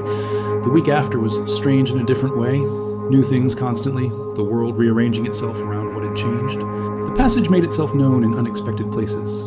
Not just in my perception of the ocean, though that continued to expand.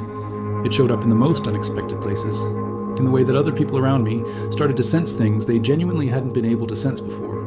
Marina noticed it first because Marina noticed everything first. She came to me 3 days in with her notebook and a very specific expression.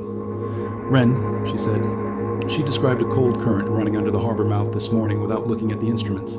Ren, who in all the years I'd known her had never shown any particular sensitivity to the ocean, beyond the solid, reliable competence of a good working sailor. Cass confirmed it independently 5 minutes later, Marina continued. They didn't talk to each other first. I had genuinely thought it would take months at minimum, the passage gradually opening, slowly and incrementally becoming accessible to people other than me. It was taking days, which was either faster than anticipated or exactly as anticipated, depending on how well you knew Marina. She had anticipated it, I was certain. She just hadn't told me to avoid adding pressure to what was already significant. Don hasn't said anything yet, she said, but he's been spending a lot of time at the dock looking at the water. Don processes things in his own time, I said. Yes, she agreed. Petra is different. She was always different. I think for her it's less about opening and more about unlocking what was already there. I thought about that for a moment. Petra and her years of mapping invisible architecture, her particular and specific ability to see exactly what connected things that seemed separate. Maybe some people had always been closer to hearing the ocean than others. Maybe the passage hadn't created the ability so much as removed the barrier. Solon, Marina said. He's been down at the harbor every morning since it opened. He doesn't come back until noon. That made something move in my chest. 30 years of research, 30 years of being told his subject wasn't real, and now he was standing at the harbor in the mornings, quiet, paying attention, feeling the thing he'd spent his life proving existed. Tell him from me, I said, that he is absolutely welcome to come and talk to me directly about any of it. He doesn't have to stand at the harbor alone every morning. Marina's expression shifted in the small way that meant she had already thought of this and was glad I'd caught up. He's been doing it alone because he wants to earn the perception, honestly, she said. He said, and I'm quoting directly, that he didn't spend 30 years researching it to skip the actual experience. Of course he had. Of course that was Solon exactly. The sky system's response came on the 5th day. Not proxies this time, something else. A stillness arrived in the water on the 5th day. A specific quality of deliberate absence in the ocean's normal voice that I recognized immediately as attention being paid. Not the ancient thing, different, higher. The sky system itself, or whatever passed for its perception, becoming aware of the permanent change. I felt it for about 3 hours, the assessment, the measurement of what had been altered. Then it withdrew. No proxies sent, no enforcement attempted. Marina had been right. The web had recognized the change as a legitimate order event. The sky system could not contradict its own web without creating the inconsistency it could not tolerate. They had lost. Not dramatically, not with any announcement. They had simply failed, and the mathematics of their own system prevented them from retrying. I told Marina when the attention withdrew. She wrote it down with the specific efficiency of someone closing out a calculation. Done, she said, not triumphant. Satisfied. The satisfaction of a thing correctly concluded.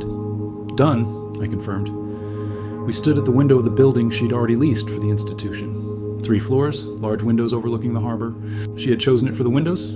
Of course she had. What do we call it? Don asked from behind us. He had appeared with food, as he tended to do when things were being decided. Something accurate, Marina said. Not poetic. Accurate. The Passage Institute, Petra said from where she was sitting on the floor drawing a floor plan. Because that's what it is. That works, Marina said. Already moving on to the next thing. I looked at the harbor through the window, the morning light on the water, ships moving, the ordinary business of a port city, and below all of it, through the passage, the ocean speaking, clearer every day, more voices joining the translation. Ren and Cass had started keeping notes independently of Marina, not as formal. Ren's notes were enthusiastic and slightly chaotic, Cass's were skeptical and extremely precise. Between the two of them, they produced something more complete than either would have alone, which was, I thought, exactly the point. The passage was not mine. It had never been only mine.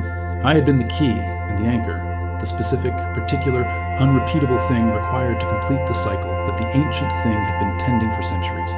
But the passage itself belonged to anyone willing to listen, anyone willing to stand at the edge of the water and pay attention. The first formal student arrived at the institution exactly 2 weeks after the passage was established, and the word had started quietly spreading.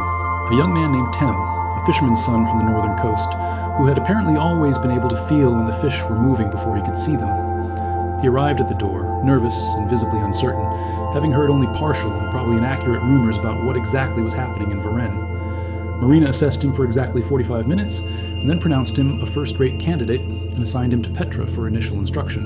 Petra, who had spent 7 years mapping invisible architecture, was exactly the right teacher for someone whose ability was practical and intuitive rather than theoretical. I watched their first session from a distance, Petra pointing at the water, Tem looking. Petra saying something quiet. Tem looking again, differently this time.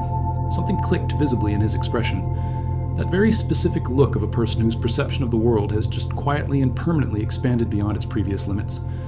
I recognized it. I had worn that expression myself at the bottom of the ocean when the resonance first started building. The look of, oh, this was always here.